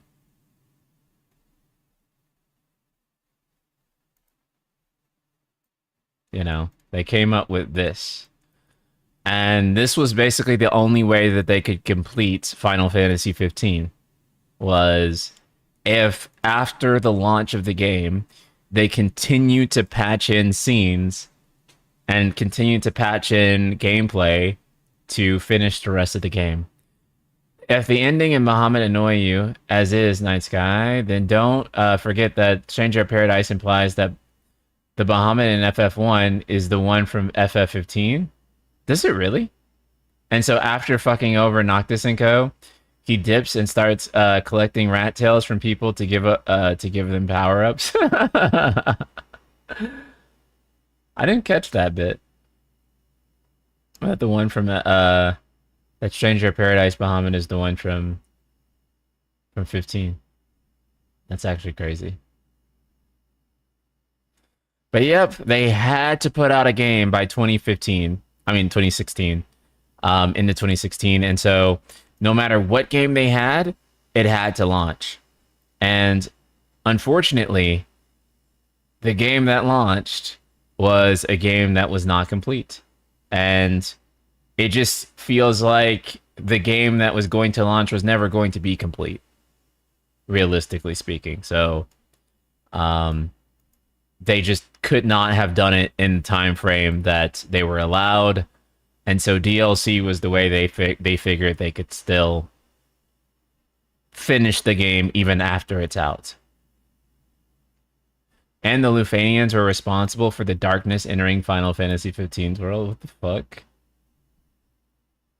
Do I need to replay Stranger of Paradise? This is crazy.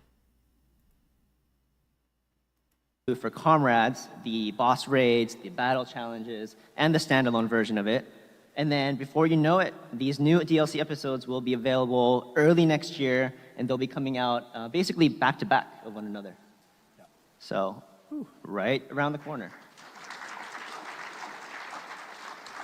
Shige's team will keep you updated on all things live services, everything with Windows Edition. And yeah, we hope you guys look forward to all the content heading your way.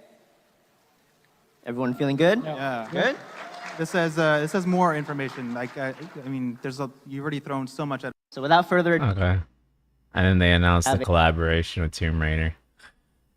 Wow. Wow. What a painful look back. What a painful look back, dude. That hurts me so much. Jesus, man. Oops. So hurtful.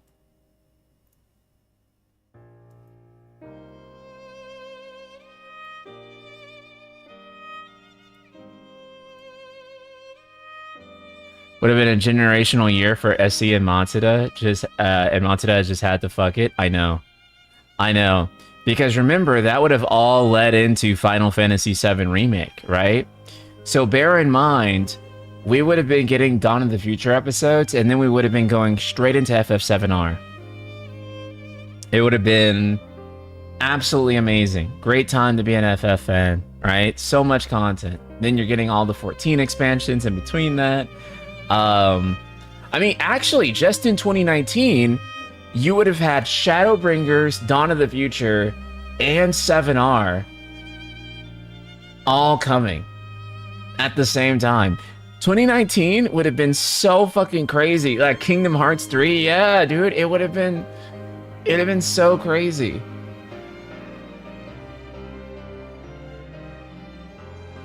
It would have been so stacked.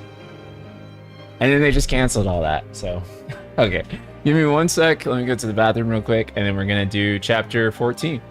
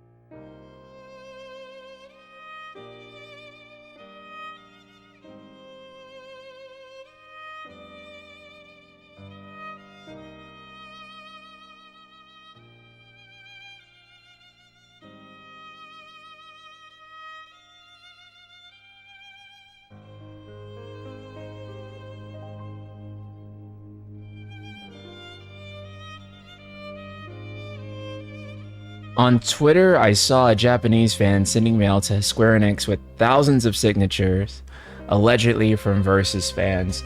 Yeah, they always do like a Versus petition. I don't know like what that would actually do. I feel like, do they do anything with those? If I felt like it would make a difference, or if I knew anything that would like make me tangibly feel like, okay, this would be a game changer, I myself would promote those petitions. But, and this isn't to shame the people that have organized that. I think that they're doing good work. I want to be clear about that. But I don't know if there's any tangible result, if they read that, if they care. So,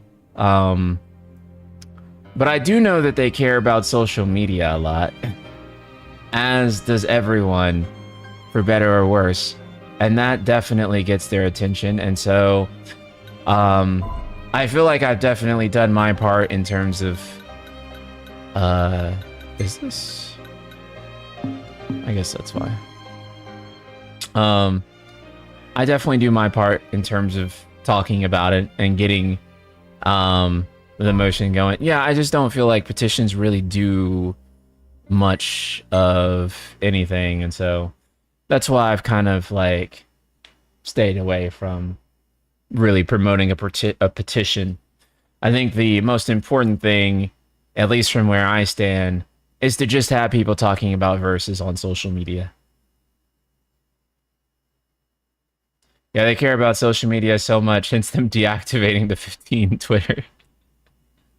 Not untrue. They definitely... Oh wait, do I have to go to a hotel to fucking time travel? What the fuck, brothers? Okay. Let's grab some elements though while we're here.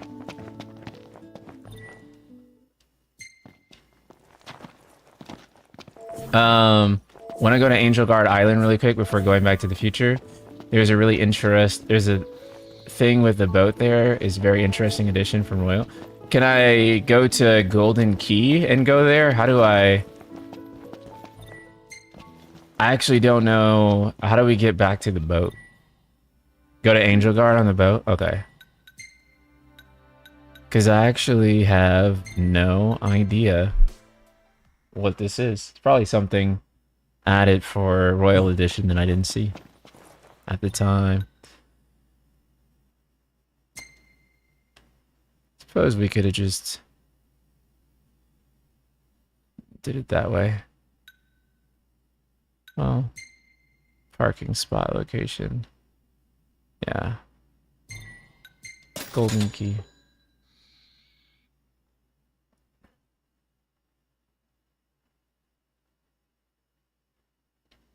Golden, Autisha, and Cape Cayam are boat piers? Okay. Is that Versus 13 fit modded? Yeah. I can't remember. Was he supposed to have the Versus 13 fit in episode Noctis? I think that was actually in Dawn of the Future.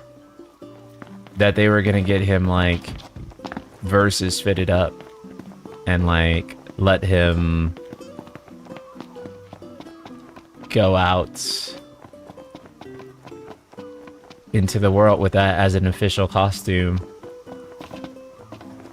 But I don't know if you guys know this, but actually the Versus 13 original outfit is actually still in the game's files. So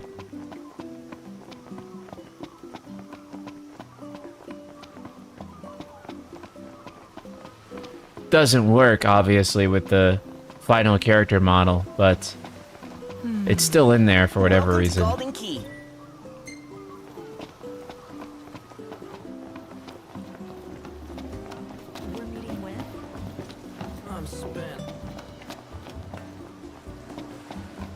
Care for a massage?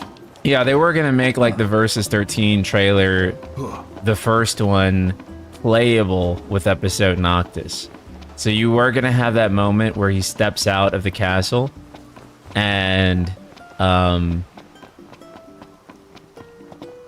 fights the Niflheim soldiers, and it was gonna be playable finally. Bring her back. And then they canceled it again.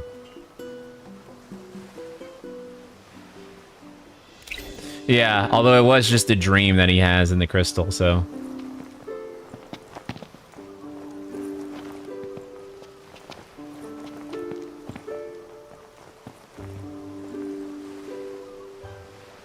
Dang, he just like me for real.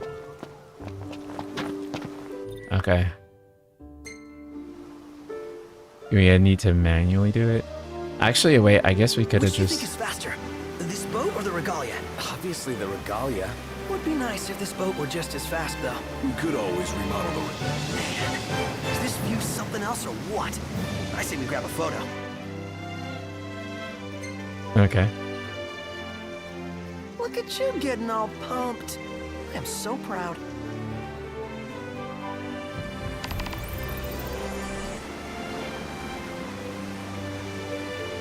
The photo spot? Where is the photo? Oh. It's right there. Let's grab it.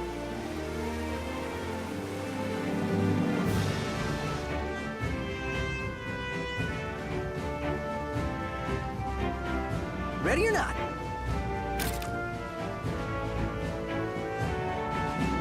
Hey. Andrew Brown, thank you so much. I appreciate the super chat. A documentary about the original Uncharted 4 was released. Wait, was there gonna be a different Uncharted 4 than the one that released? I don't know Naughty Dog lore like that. Was there? That's actually crazy. I didn't know that. A whole documentary? I'll have to check that out.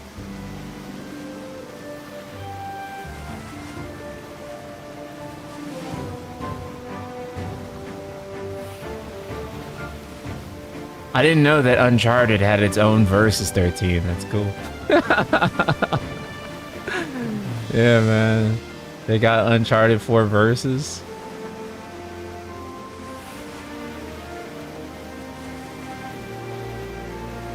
Hey, Noct! We should get a photo. Oh my god, bro. How many fucking photos? This will be one for the old scrapbook.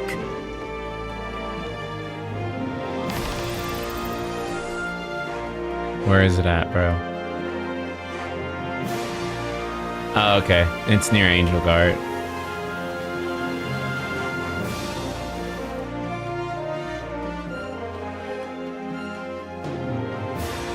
Ready or not? Yeah, it happens to almost every game. You'd be surprised. Yeah, no, I believe it, you know? Especially like a very major flagship game.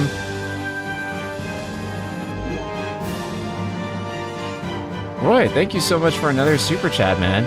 With Dragon Quest XII being Yuji Horii final Dragon Quest game, and Taro transitioning into making anime, now I might have reached the end of the road as a Square fan. Thank you so much for the super chat, Roy Mustang. I don't know. I don't think Taro is done with video games though. I think he's just also working on anime as well. Holy shit. Get us out of here, Iggy. Right. Hang in there.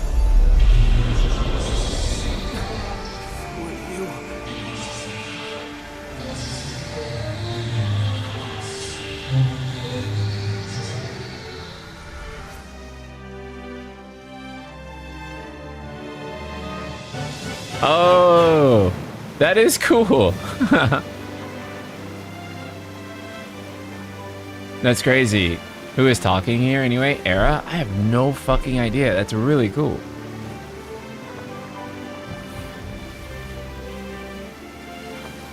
Noctis was like in physical pain when this happened too. What an interesting idea. I like that they did something, right? That you can't just approach Angel Guard like that. That's pretty tight.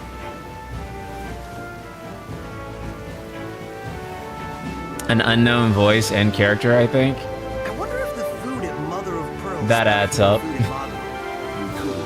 That's like everything with this game. You know, it's so funny. This game has the easiest to drive boat ever, but the hardest to fly plane ever. We made it. Welcome to Golden Key. The voice sounded female, so maybe it was the moon goddess. You're right. It was the Lady of the Moon. It isn't Hori's final DQ game. Hori has said semi-recently he will keep going until he dies. 12 is the final game Toriyama and Sugiyama worked on. Also going to be the final Toriyama character design and monster designs we ever see. But Hori has said nothing about retiring. Okay, so there you go, Roy Mustang.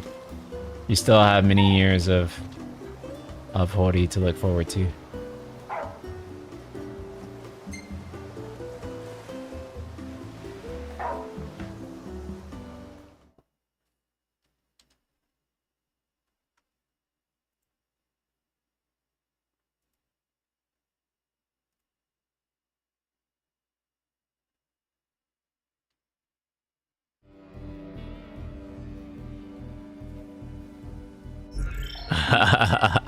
10 years I- still acting like a kid. Come on, Noct. That's funny. We gotta change out of this.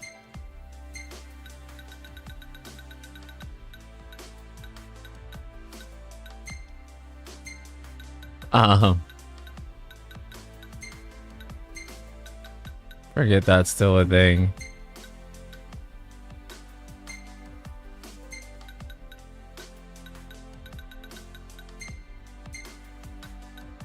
I forgot that the Royal Raiment was still in the game.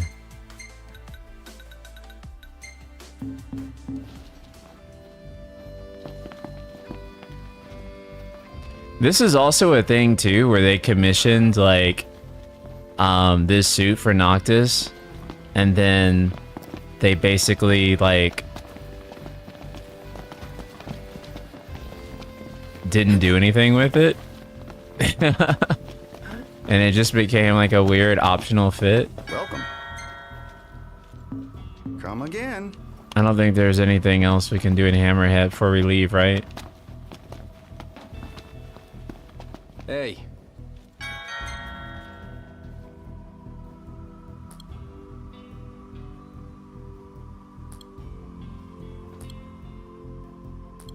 We already have better stuff. That might actually be better. Andrew Brown, thank you so much for the super chat again.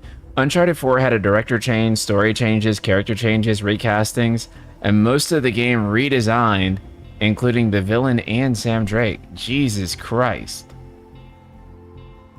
So, it did have a Versus 13. That's actually insane. But I mean, yeah, like games, they go through a lot of changes before they release, and so it's not too surprising. I wouldn't be surprised if when we find out about The Last of Us 3, if it hasn't gone through like 5 or 6 Versus 13s by now. But yeah. Horty is 72 years old. You get a new Dragon Quest, a mainline Dragon Quest games after 6+ years. I don't think Horty will be making games at 80 years of age. That's also a fair point, Roy, I think. It's really difficult to imagine, you know, him being in the help to like functionally be involved with an upcoming Dragon Quest game at that age, right? It's really difficult to imagine at 80 years old him really being able to fully direct DQ12.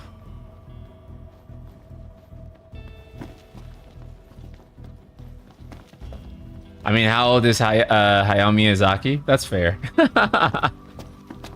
That's fair. Maybe he can do it. I don't know.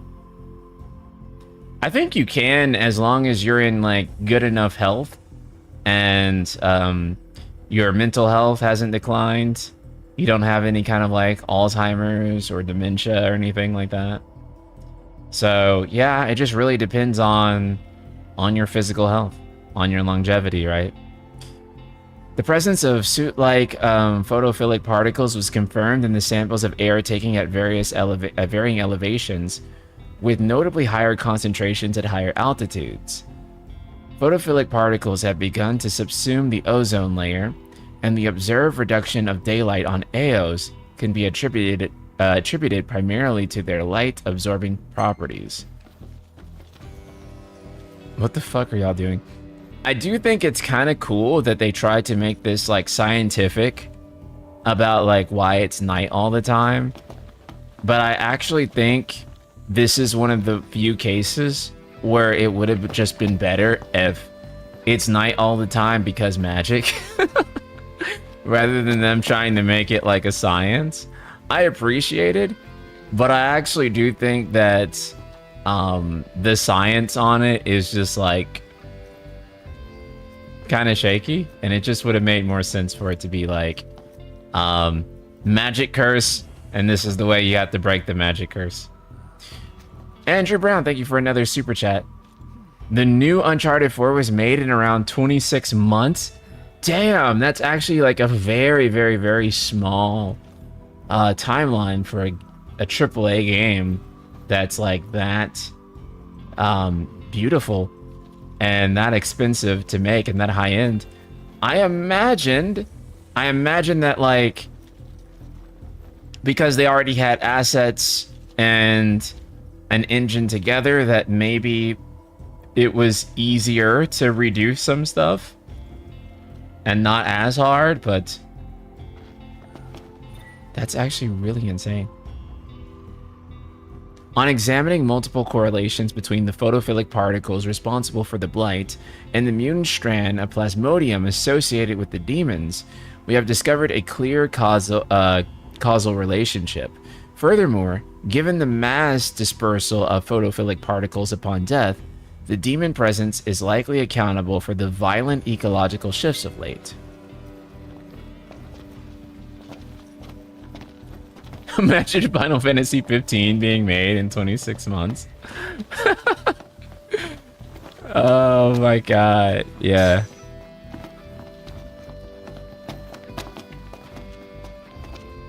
Entire departments quit the company after Uncharted 4 launched due to the insane crunches the devs were put to, which caused The Last of Us 2 to enter dev hell for a while since they lacked dev.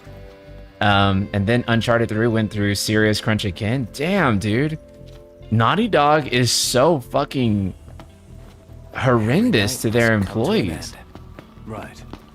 And until the dawn breaks, it's like always a bad story.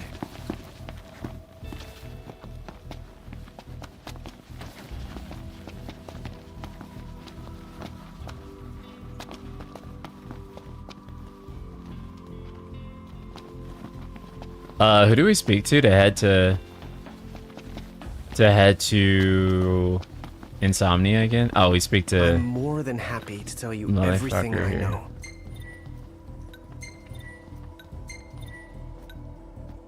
Safe travels. Or do we not? Your Majesty. Well, actually, let's ask him some of this stuff. Yeah, let's actually not skip this. We've even got some former Imperials fighting for us. The toughest of them said she used to lead a band of mercenaries. Aranea? So you do know her. Well, I'm not surprised. The Marshal said she was feared far and wide back in the day. But now she's revered among the Lucian masses. Same with her men, Biggs and Wedge. Each of them leads their own small army. That's great. I'm more than happy to tell you... Oh, right. About the Empire. Huh. Gladio brought back word that both the Emperor and High Commander were dead. With those two gone, Niflheim pretty much fell apart. Yeah, figured. I'm more than happy to tell you... The Chancellor's still around, though. In Insomnia. Nobody who saw him had any clue what he might have been up to. Their stories piqued Ignis's curiosity. I ended up helping Ignis look into the matter, digging through old records, even joining him on trips to the royal tombs. Royally roped into it. It's cool. I'm a bit of a history buff myself. But we did discover something pretty weird. Huh? While we were poring over all those ancient texts, one name caught our eye. Ardyn's. Apparently he was hailed as a savior, healing all those who were ravaged by demons, only to end up branded a demon himself. A dubious charge, I'd say. By all accounts, he was just as human as you and me. Huh. I'm more than happy to tell you everything I know. On the bright side, we've come a little closer to understanding the demons. And? You see, I'd always thought they were animals, only more hideous and savage. But it turns out they're just ordinary people. Unlucky folk infected by something or other that transformed them into monsters. There's no known cure as of yet. So death is the only mercy. I'm more than happy to tell you, we've got a lot of survivors pouring in from Accordo, too. What with all the demon attacks there as of late? Not like it's much better here. Lestalem's practically overflowing with refugees from Insomnia. The Empire's recovery assistance fell by the wayside, and demons overran the city. Thankfully, Iris and the Marshal managed to evacuate the civilians. Now there's no one left, except the demons. I spent my childhood in the Crown City. It's sad knowing it's gone, you know? Not for long. Oh, Ray Chase is going to be in I became chapter the king 2? to That's reclaim awesome. our home, and now I'm back. as promised. All these years and you remembered. You bet. I'm more than happy. Your Majesty? Do you... Why the fuck is Jared an option? Bro. This game wants you to give a fuck about Jared so bad. Remember my grandfather? Yeah. There's something I wasn't able to tell you back then. Grandpa died because of me. It was my fault. An Imperial officer approached me in town, asked if I was from the Crown City, and that was just the beginning. What brings you here, young man? You didn't come here by yourself, did you? Oh, your grandfather's a butler at a manor. How very grand. Oh, he rubs shoulders with the royal family. You must be ever so proud. I answered him without thinking. A little after that, the man showed up at our hotel. Talcott. Think what you will of me, but please know that Grandpa didn't give you away. Listen. Yeah? You're not a kid anymore. You should know by now what happened that day wasn't your fault. None of it. You know, it's hard to ask someone about their pain, but it's just as hard to share your own with someone else. I appreciate you opening up to me, and I swear I'll make things right. But believe me when I say nobody blames you. Not me, not your grandpa. Trust me, you have the king's word. I suppose you're right, Your Majesty. Thank you. Safe travels, Your Majesty. Do we need to camp, maybe? We ought to rest up for tomorrow.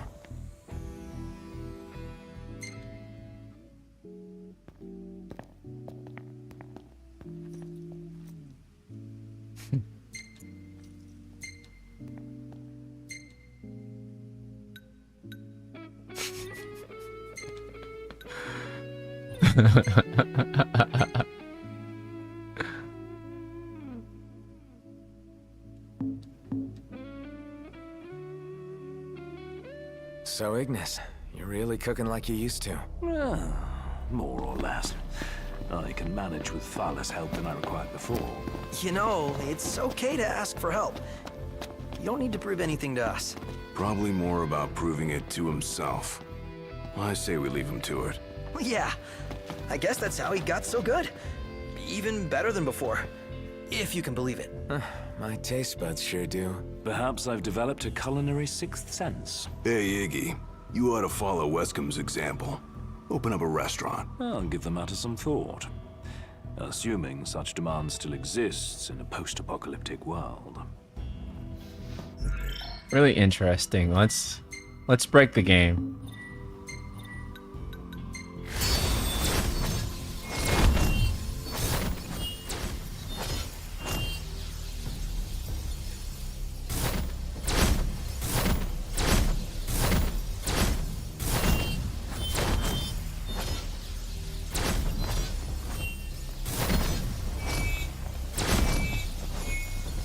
Like, what would happen if I...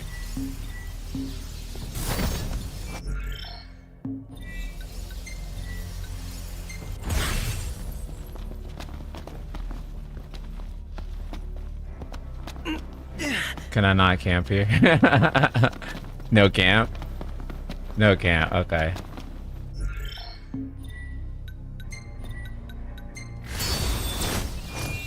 How does Altissia look during the World of Ruin? Can we...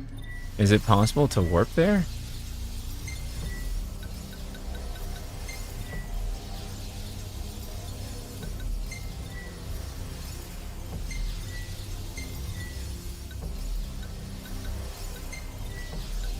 Actually, hold on. Let me see. I wanna... Party age, party visibility,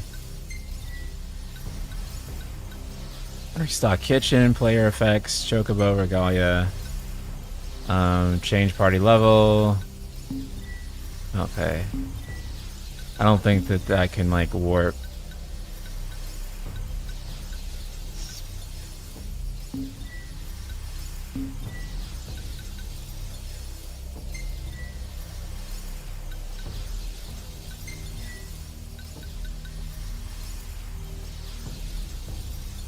Current plus clear side.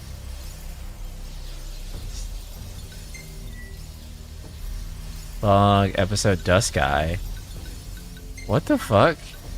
I keep finding new shit in this menu every time. What the fuck? Platinum demo. End of days. What was? Okay. Maybe the Umbra time travel option. I feel like that's just gonna like.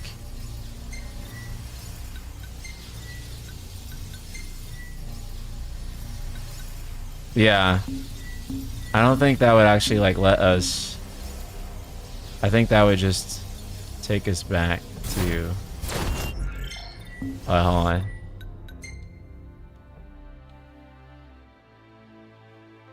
That's Insomnia.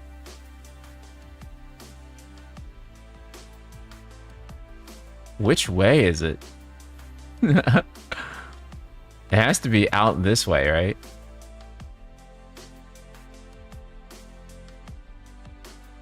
Out from like Cape Cayam.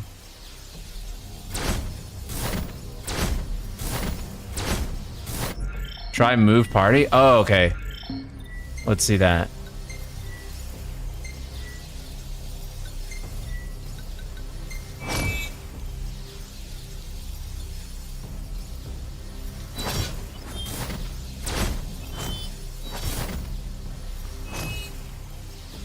Where?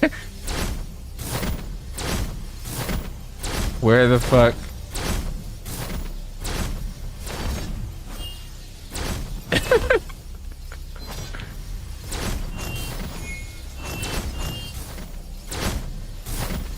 Hold on. Maybe if I go high enough up.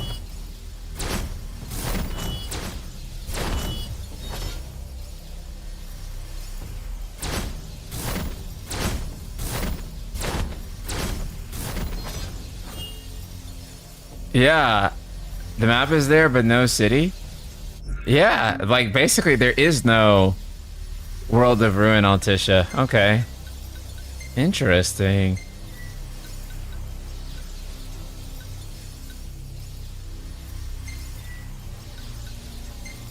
Let's go to the Rock of Rabbito.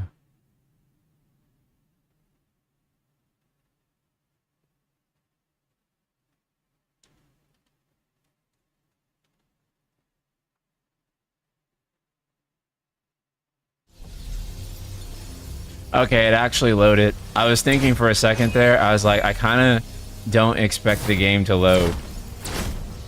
Honestly, so the fact that it did is pretty surprising.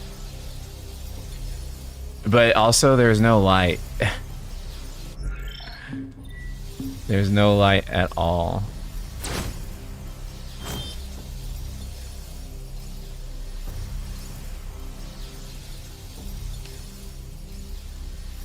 This is the Rock of Rabbito.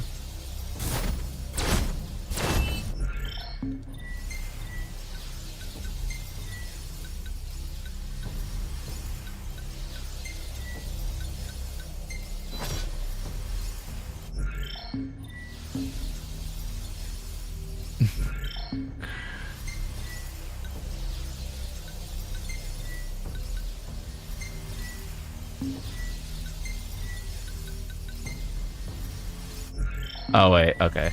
Hold on. Fuck.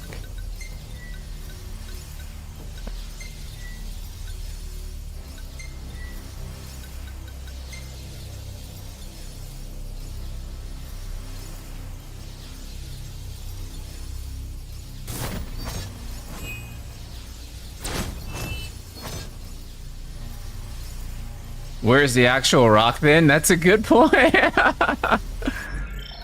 Yeah, dude, holy shit. Advanced time? Okay.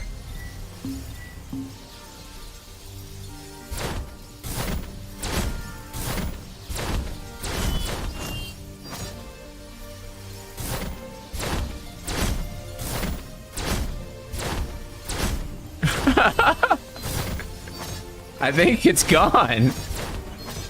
So much is gone, yeah. This is like a legitimate different version of the map. Huh.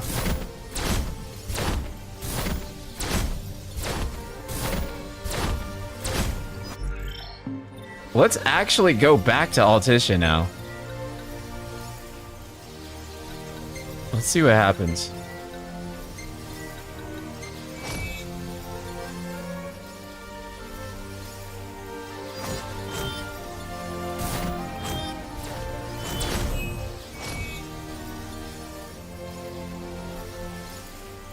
This is so weird.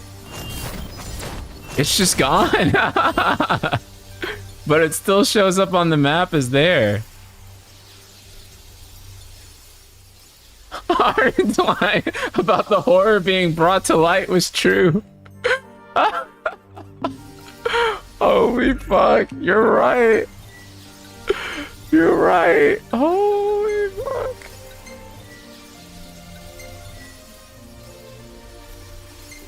Just go to Wiz's Chocobo Boss. What's interesting is that there's a load screen for everything else, but like Altissia just takes you out and like, can you check out Angel Guard looks? Maybe. We could probably go back there.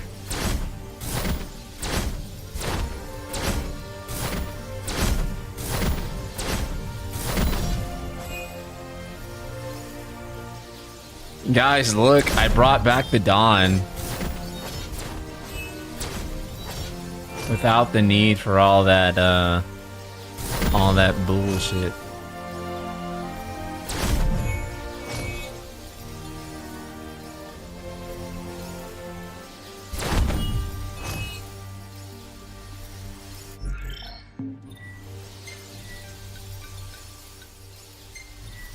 Her abilities, okay.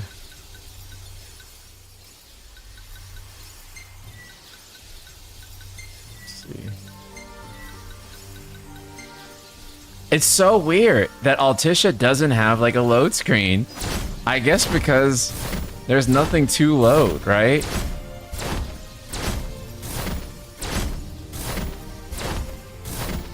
But that's so strange.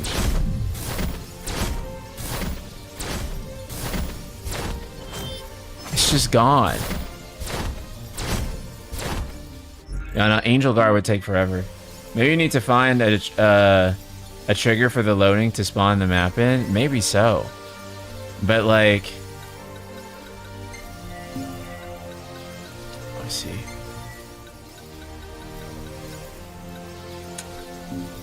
How should we do it then? Where's move party? And then... let's move them to Golden Key. Yeah, because there's no... Oh my god. Oh wait, it loaded. Okay. I was gonna say. It looked like it wasn't going to for a second. Andrew Brown, thank you so much for the super chat. What magic system would you want for the next mainline FF? As I learned turn-based or 7R combat, but a new magic system seems likely. I want something completely original. And not whatever the hell that they did with 16's magic, for sure. Because I feel like that was a huge disappointment. But yeah, I would like to see something really new done with the magic system that really hasn't been done before. Just like we had like with junctioning or with what do you call it? The sphere grid. So I just want them to come up with something new and interesting again, and not just like a generic ass skill tree.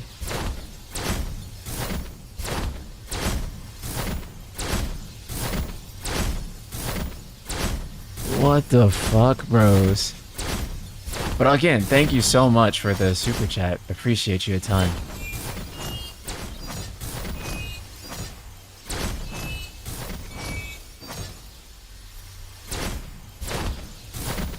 Can we just like go through Angel Guard?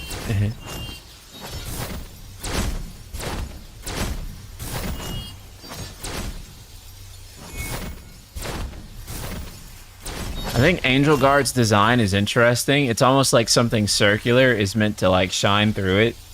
Like the moon or some shit. Quite possibly.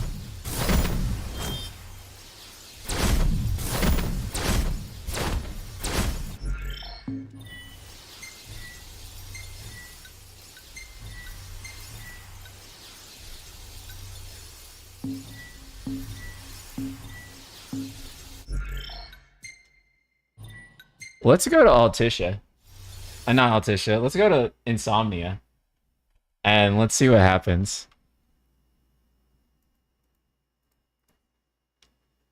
Let's see what happens if I make it daytime.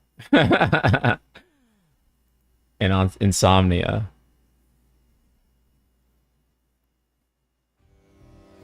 Can you enable the blood moon? Real funny.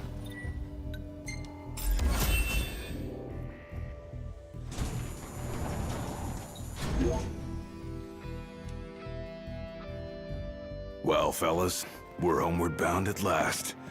Time to suit up. Finally get to rock these threads. Wear them with pride. Yeah. Just hope they still fit.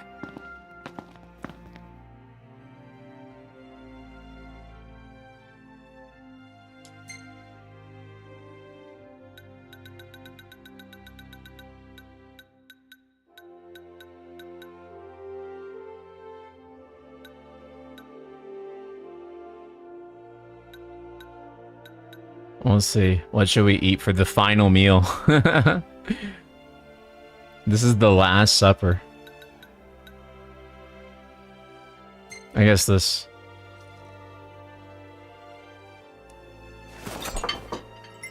The blood moon is in the mod menu settings? I don't think it is.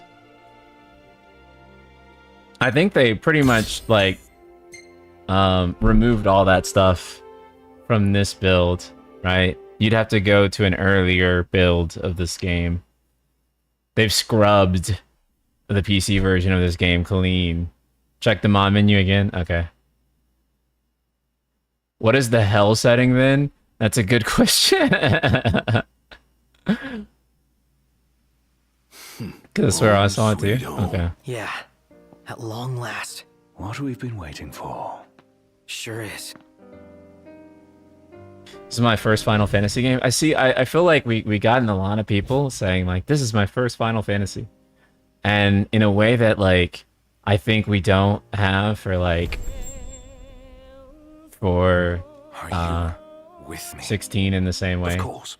You know, so Until the very end. basically, whatever people say about this game, it actually did expand the Final Fantasy series.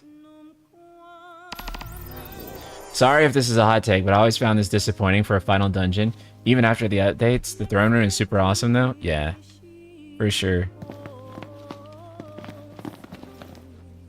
Okay, so we're here in Insomnia. Let's take a look at the mod menu again. Advanced time, weather, abilities. Wait, it was in weather, right? Weather presets. Timeless world. Eerie sky. Wait, hold on, let's save first, actually, before we start breaking the game.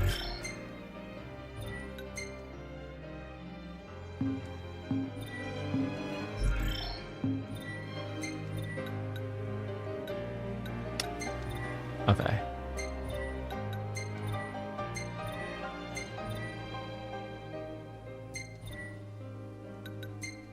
What is Hellish Night?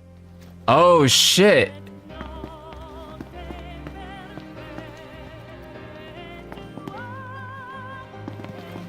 You can activate the Blood Moon. What the fuck? Holy shit.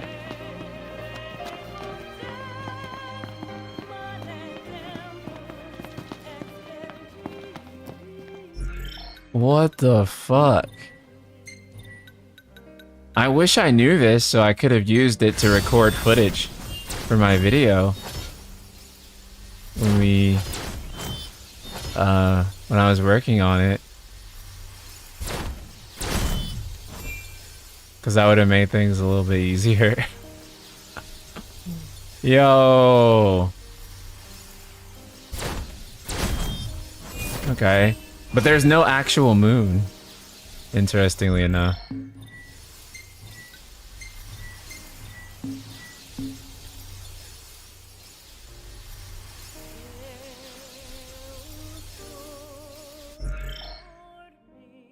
Having Somnus play here feels like such a perversion of the given the lyrics make no sense in the context of this game. Yeah, I know. All the Versus songs don't make any fucking sense in this game's context.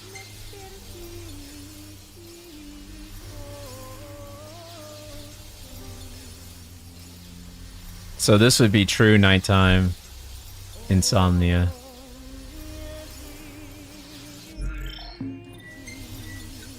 Can we do daytime? I think we can just advance time, actually. No, that just made the moon go over go over there.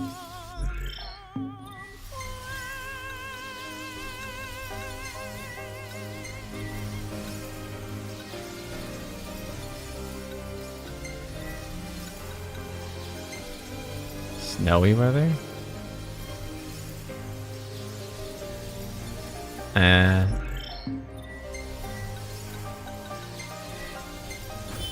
Oh, I didn't mean to do that.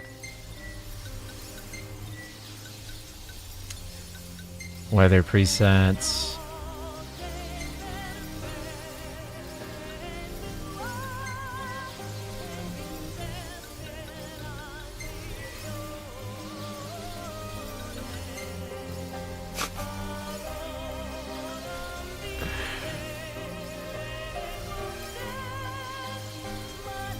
That's cool. What the fuck? I didn't even know that was a thing.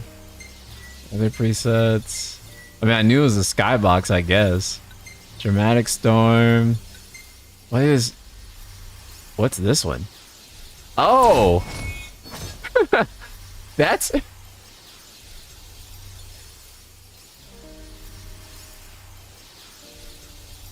It just made the moon fucking bigger. It just made the moon really fucking big.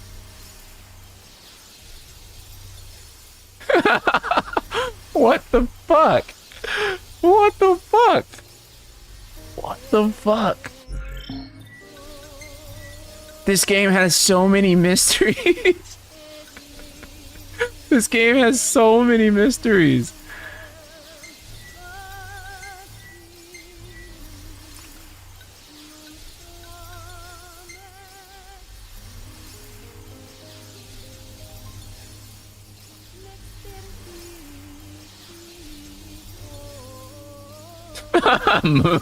moon jump scare setting. Yeah, I know, right?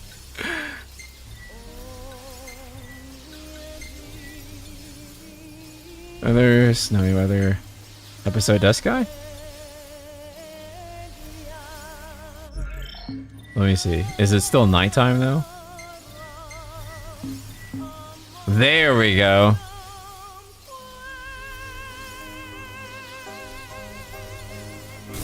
Nice.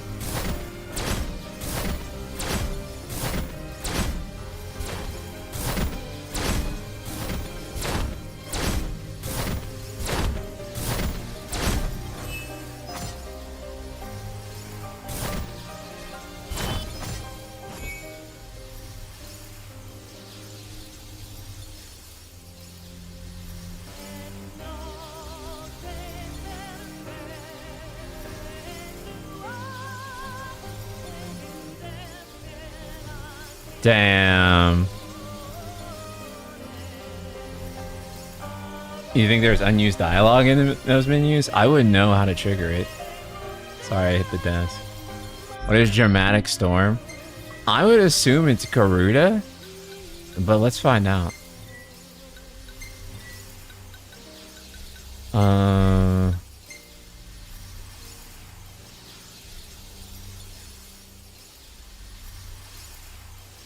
Okay. I don't really even understand the fuck I'm looking at. I also think it's insane that when you teleport, like, like, it just straight up,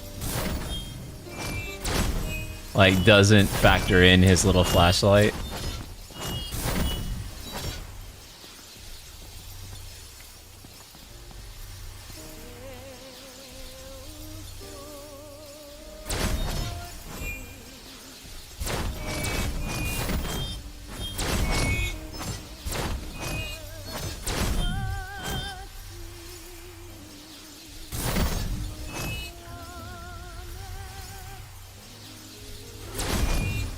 What the fuck?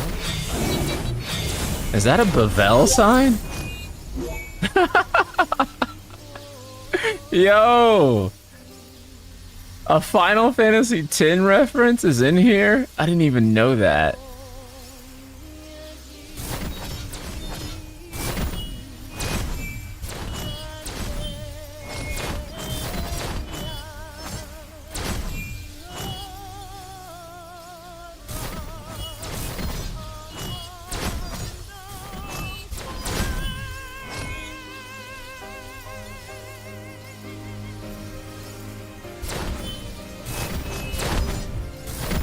Bro, this just looks like a completely different game with this with these settings. It's actually kind of crazy.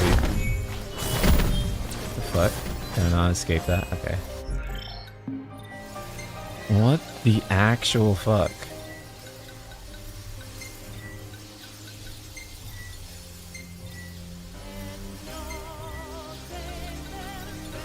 Platinum demo?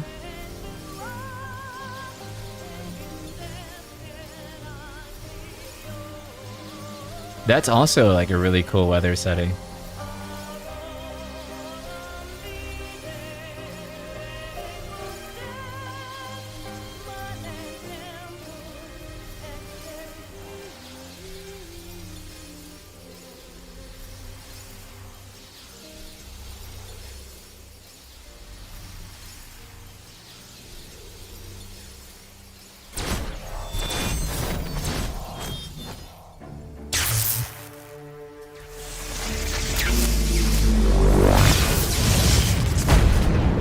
Omega? What kind of interdimensional nonsense is this? Bad interdimensional nonsense, I'd say.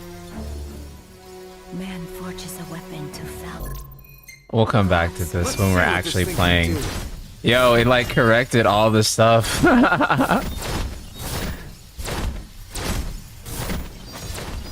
Anyways. Anyways. Yikes.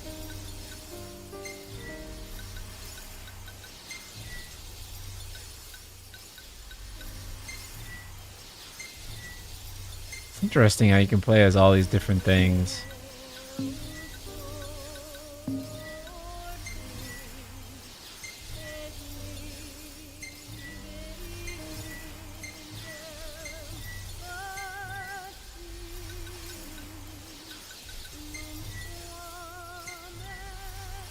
What the fuck?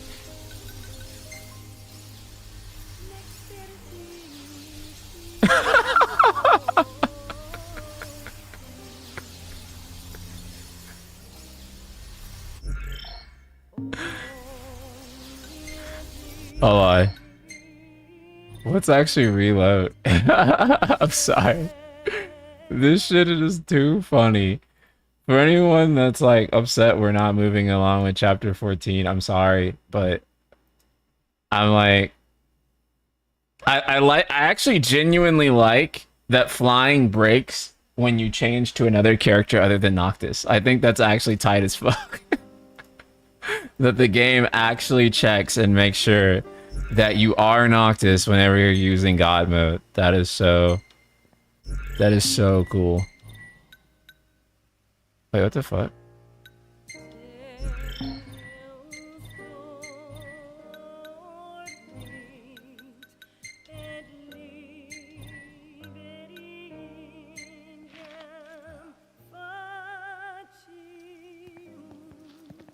Oh my god, this is so funny. She doesn't have a...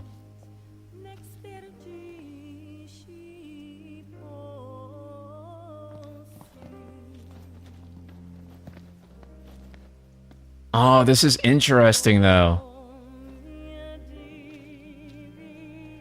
This is super interesting because she actually has like logic, but it's not finished. Because look at this, right? Like when I press square, she actually goes into a defensive stance. I wonder... Actually... Oh shit, all of her shit reloaded. When I went to the menu. Yo, what the fuck? I'm like button mashing. Chat, she has logic.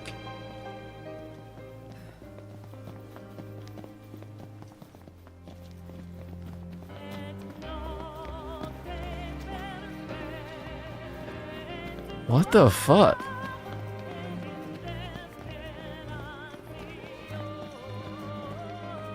Magic does work for her, if I recall correctly. Okay. Let's try entering a battle really quickly and seeing what happens.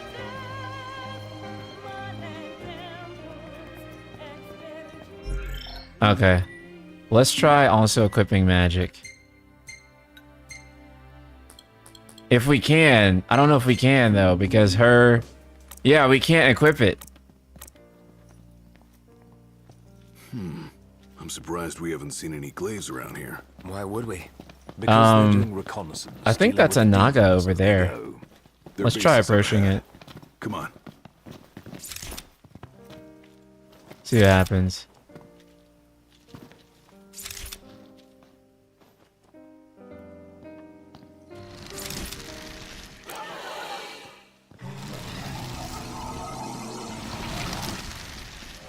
I'm sensing a powerful aura. We're done here.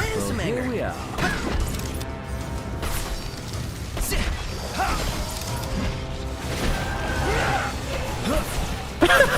Bro. It's not working.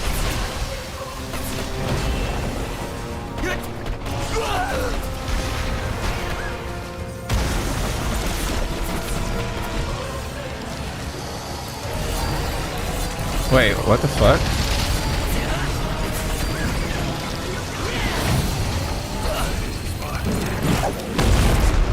Oh. It does work.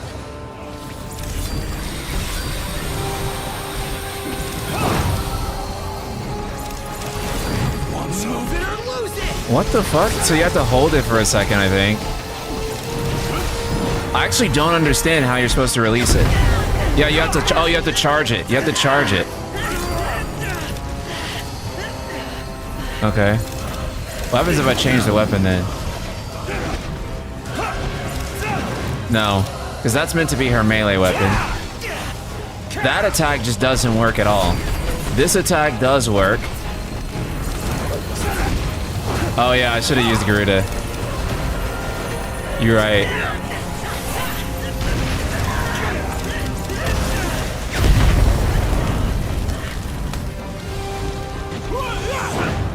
Okay. Wait. I can't. I can't use Garuda. Because I'm not Noctis. That's actually cool that that's hard programmed into the game. So even though she's there, and I'm holding it down, it's not working. Yeah, because I'm Luna. Wait, that prompt makes no sense.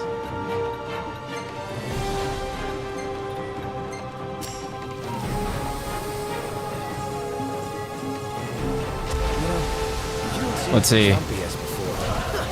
Maybe I'm just Wow, it went away. Okay. Maybe.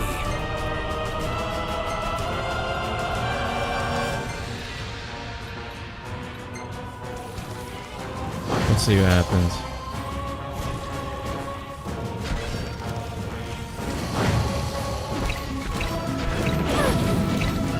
Armature chain still comes up as a thing, but hold on.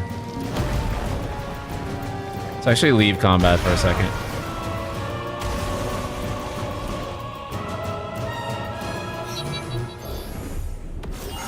Because Luna's stuff didn't come up until I did that.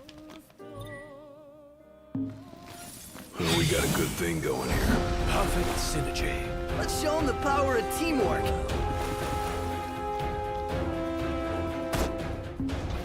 I also can't lock on as Aranea. What the fuck? You can't jump either. Okay, so Aranea's gameplay is even less complete. You need to go to her gear first. Okay, let me just try like a gear change. No, it won't even let you change the gear. Yeah.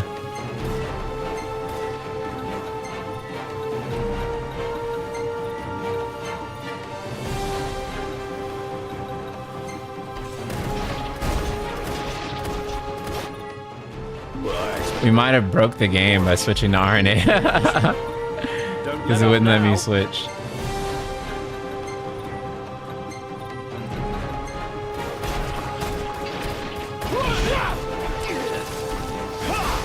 Yeah, okay, RNA is super broken. Okay, let's see if we can leave the fight.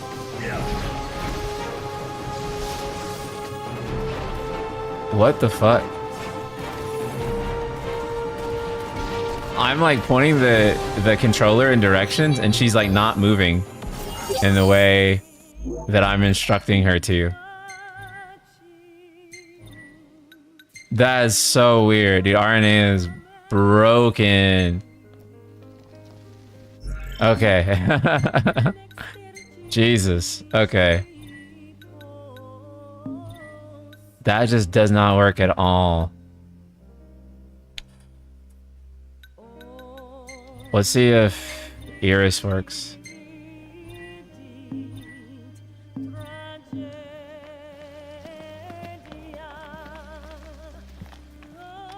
Safety first, everybody. Oh, here we are.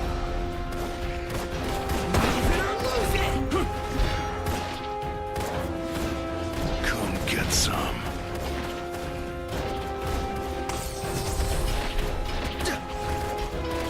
Iris is also broken, so she's constantly stuck in like running. She just runs. Like I don't even have to press down on sprint. She's sprinting by default. Like I'm not pressing in on the analog stick at all. See? Like I'm just like, she's default stuck in sprint. That's so weird. What the fuck? Okay, who else do we got in here? There's so many interesting characters. Core. Okay, she's also gonna make us revert back to Noctis.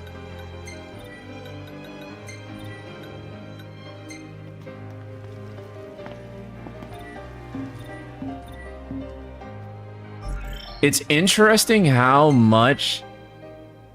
I'm not gonna lie, I think there's a chance that every encounter you change to in this instance, you're... Wait, in this instant, you're breaking this instance? The more you're breaking this instance? Yeah, probably so. Because I'm definitely not supposed to be doing this at this part of the game for sure. Like, there's no question about that.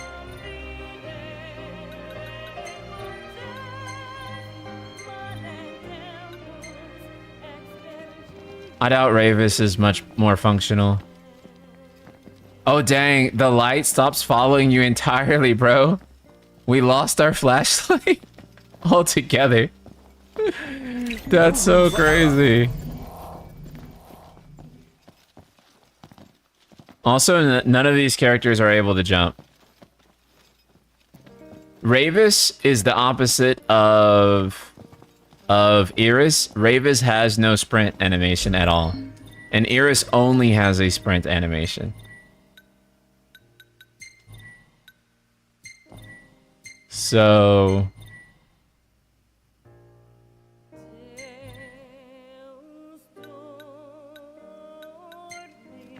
Fuck. Oh, that's right. It forces me to go back to Noctis. Revert to Noctis. And then player change. What the fuck?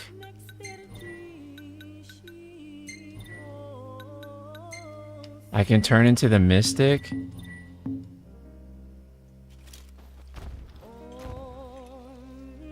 Holy fuck! Chat, are you seeing this? I can turn into the Mystic and the game registers me as an enemy.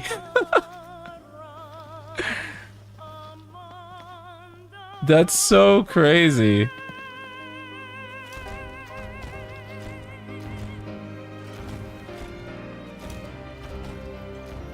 It's also really interesting that the most complete character here is Luna. Right? The character that is... Can the Mystic do stuff on his own if you change to a bro? Let's actually find out.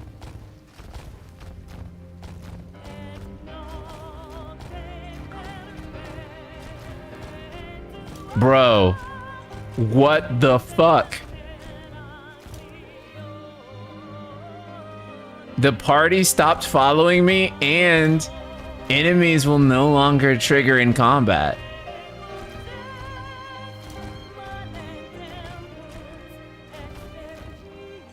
That's crazy. And also too, he has like a permanent target over him, but then the player characters don't attack him. That's really weird. We have broken the shit out of this game. We definitely have to reload our save before we continue.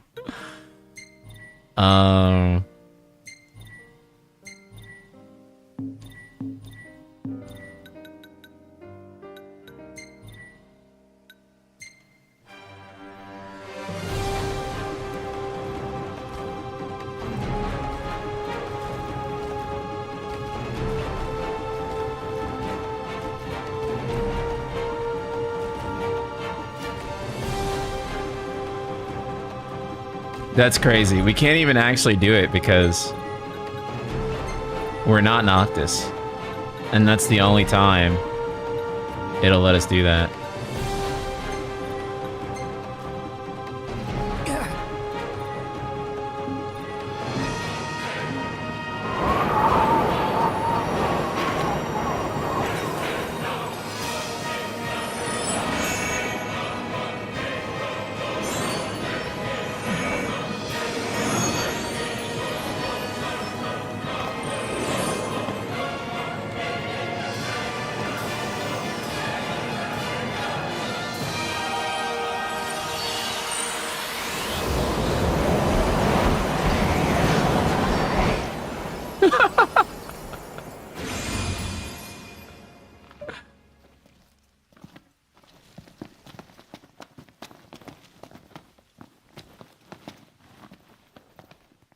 It's really cool.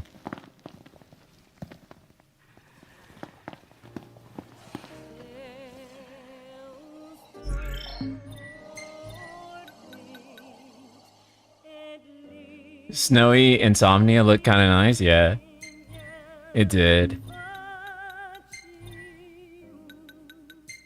Let's see if is there anyone else that's interesting to play around as? Kenny Crow. Rotor, Vistal.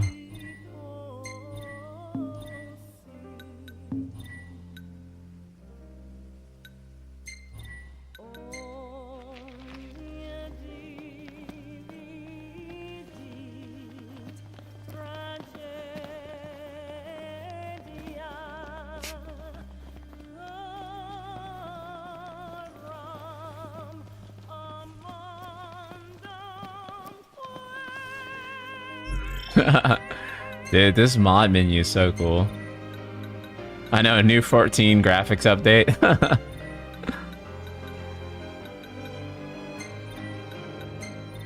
Ah, fuck. Revert to Noctis. What other secrets lie in here that I still have yet to discover?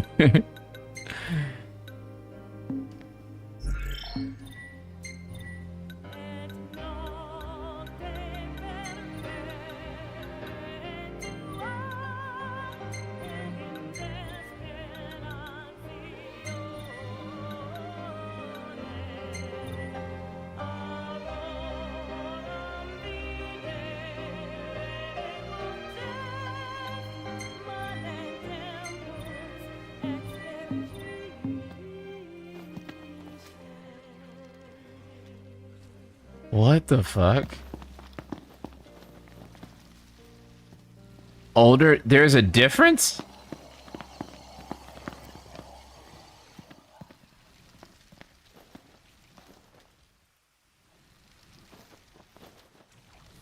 Havoc West, thank you so much. I appreciate it. There's a difference between their animations?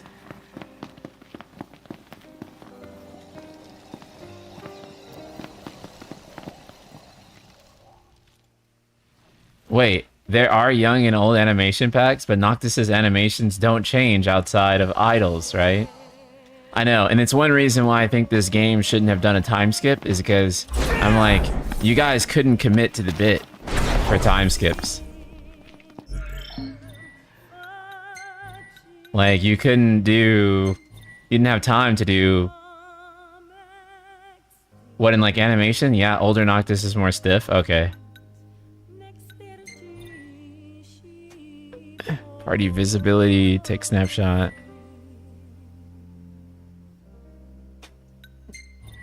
Regalia.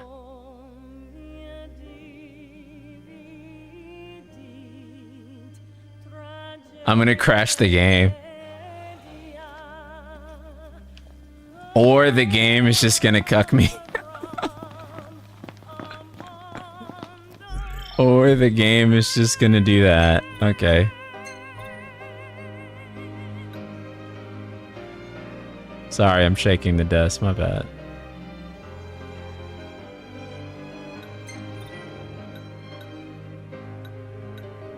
You can use the Regalia inside of Insomnia in case you didn't know. Clearly not.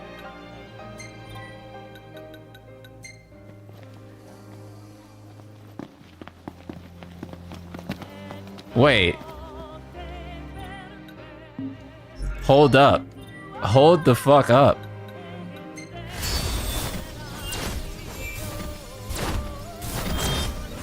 It's on the map.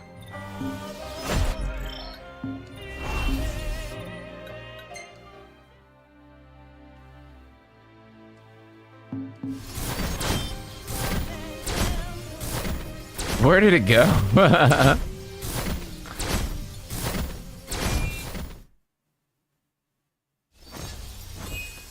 Okay.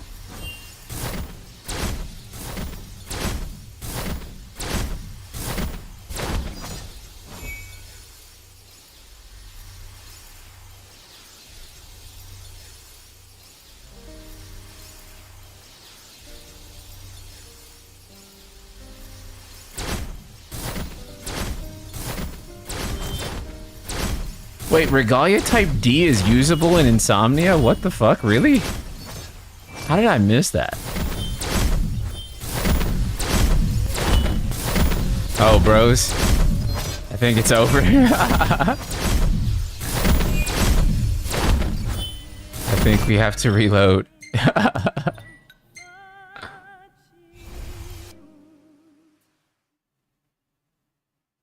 You didn't know it was a side quest? Yeah, I never knew that. What the fuck?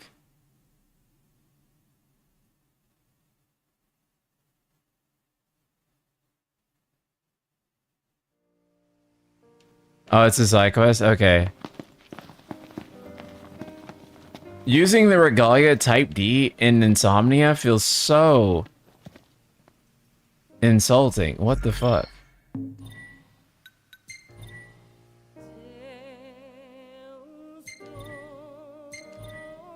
What?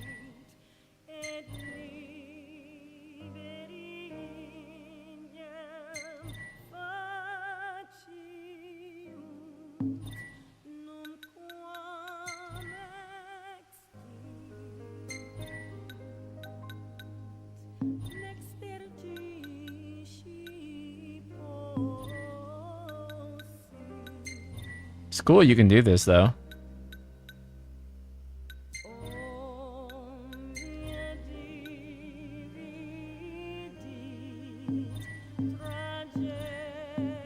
What does the blood look like on the character? You're right, because I don't think we actually see them bloody.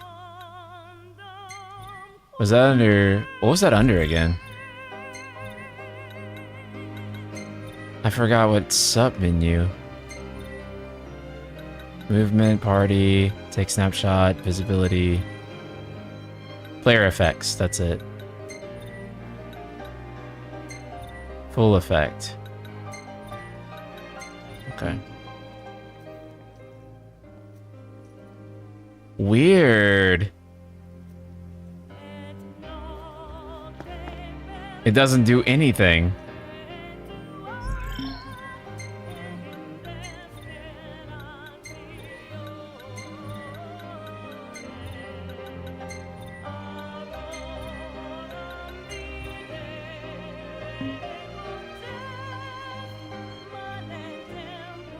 Hey, bro, do you know FF Union, right? Do you know how I can get in contact with him? I'm working on a video and need some sources.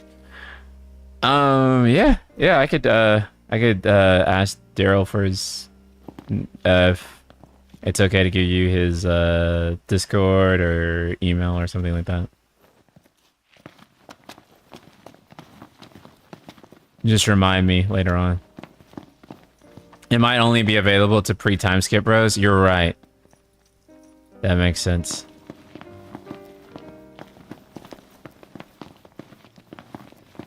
It has to. It has to.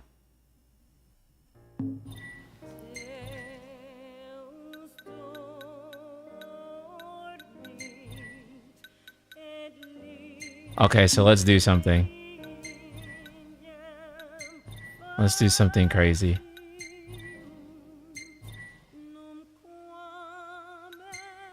What was this one again? Yeah, this is the one I want. Wait, no, it's not. So let's do...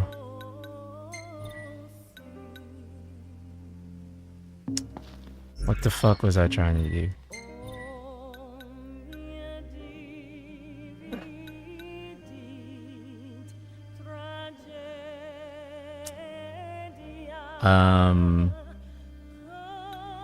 Weather. I'm sorry, my brain just...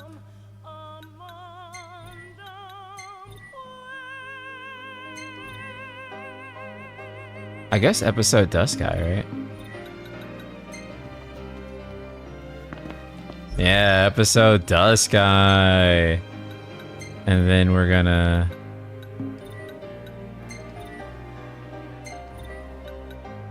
Need movement change. Party visibility. Wait, no. No. I want...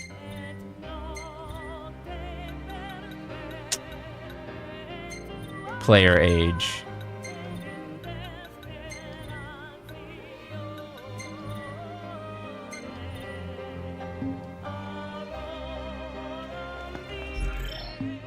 And then we're going to...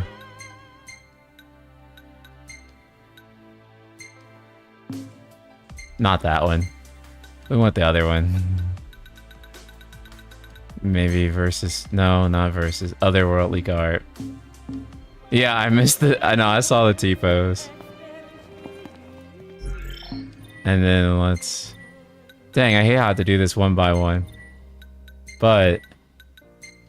Player age, Gladiolus. Normal.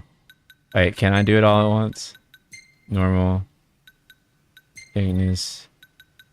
Normal. Let's see what happens. Oh, I can. Sweet.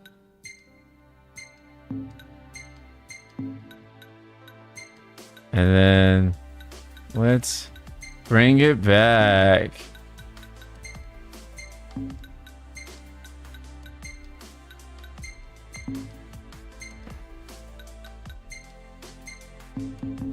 Let's go. Versus 13 is back on the menus, boy. It's back on the menu. Let's go.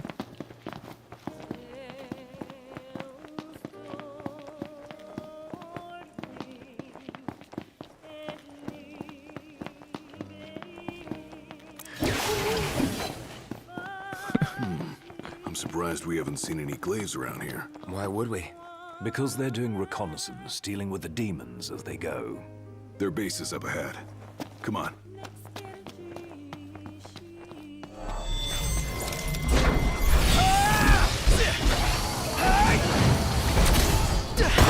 Very nice. Very nice.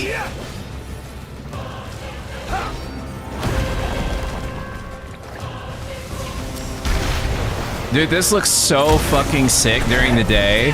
What the fuck? With like the dusk sky lighting?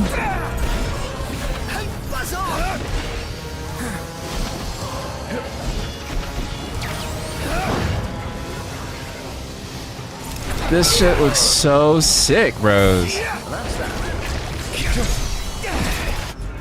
Okay, let's try something though.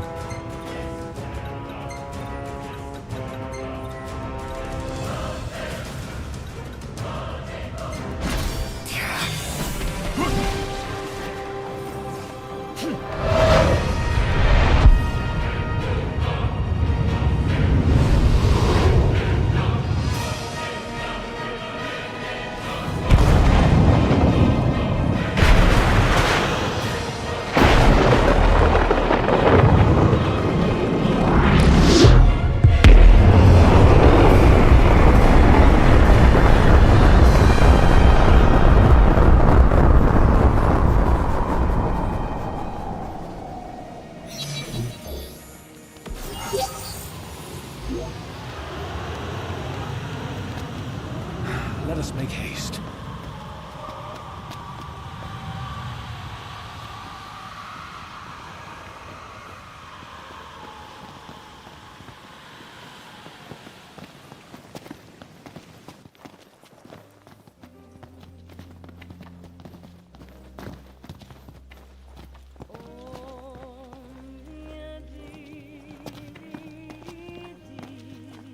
Is this a mod? No, we're playing Versus 13. This is the PS3 classic Final Fantasy Versus 13 remastered. If you never played it, I highly recommend it. It's probably my favorite Final Fantasy game. Easily like a banger. Like, you know.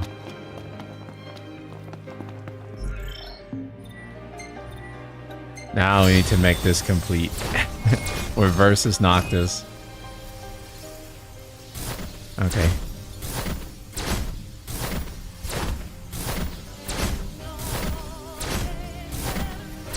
We should have let the stupid dog lie.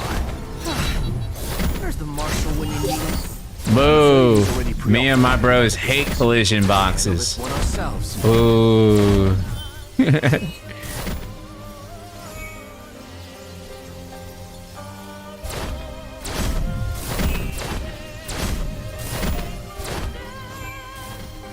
There you go. Ain't no developer keeping me out of my game.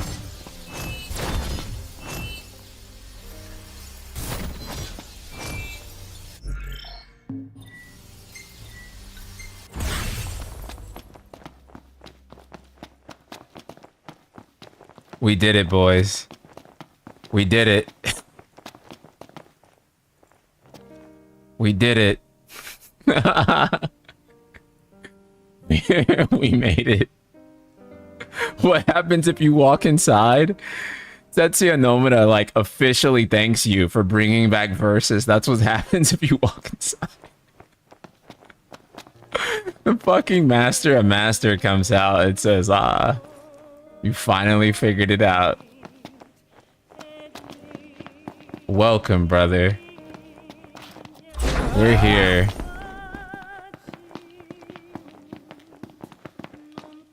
We made it.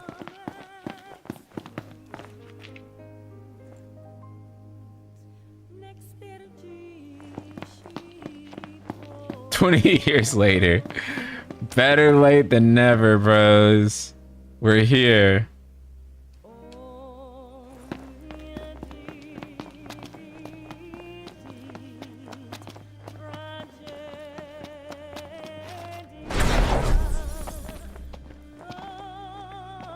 What the fuck? All this is still mapped out. Still loads in.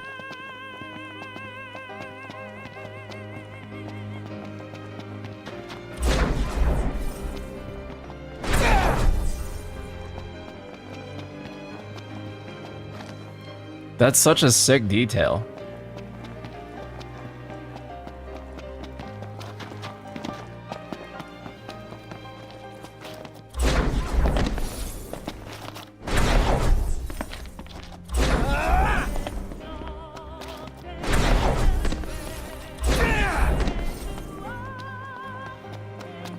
Let's see if you can go in. I doubt it, yeah. It doesn't let you.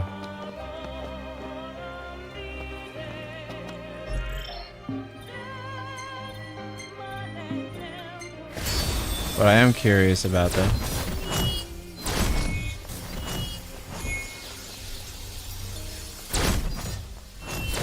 Interesting.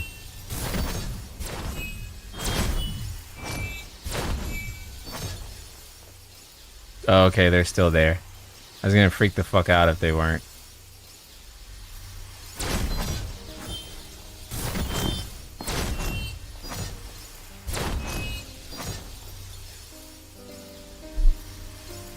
Yeah, this is cool. You should stand by the entrance and enable the blood moon. We could try that. Okay, let's try that real quick. Wait, what the fuck? Oh, there we go. Weather presets. And then we need to look for hell.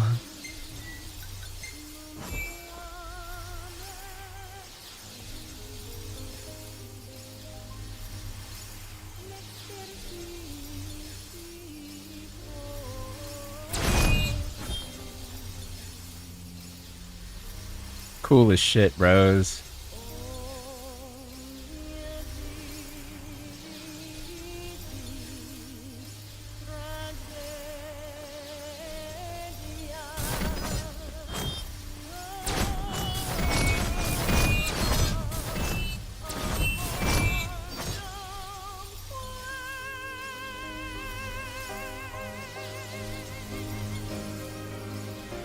Can you see the moon at all? Oddly, no, you can't. There's no moon, which I find like really strange, because this is definitely the blood moon skybox, an effect, but it doesn't appear.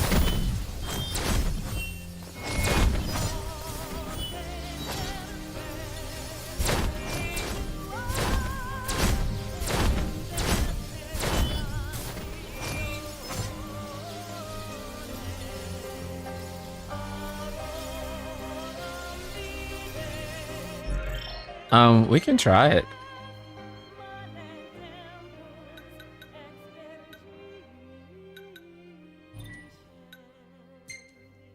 Actually, we're kind of at time for today. So, we'll revisit that next stream, I think. And then we'll actually play chapter 14. Also, I think the game just broke.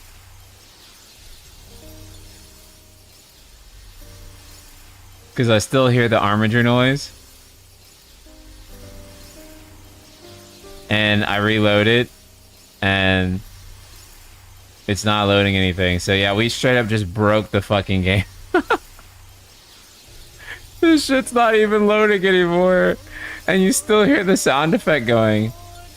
Blood Moon broke it? Actually, probably so. Because that's like way early 15. Definitely shit that they did not intend for you to like mess around with, so. Okay, so if you're on Twitch, stick around for my friend Very Finny. We're gonna give her a raid. If you're on YouTube, there's a brand new video coming tomorrow. And it's very exciting. I spoke to someone who worked on Final Fantasy 15. That goes live tomorrow. So please be sure to tune into that. Something very exciting. They're going to talk a little bit about some of the connections to Fabula Nova Crystallis and FNC stuff. So tune in. Okay. Love you so much. And I'll see you all next time. Later, people.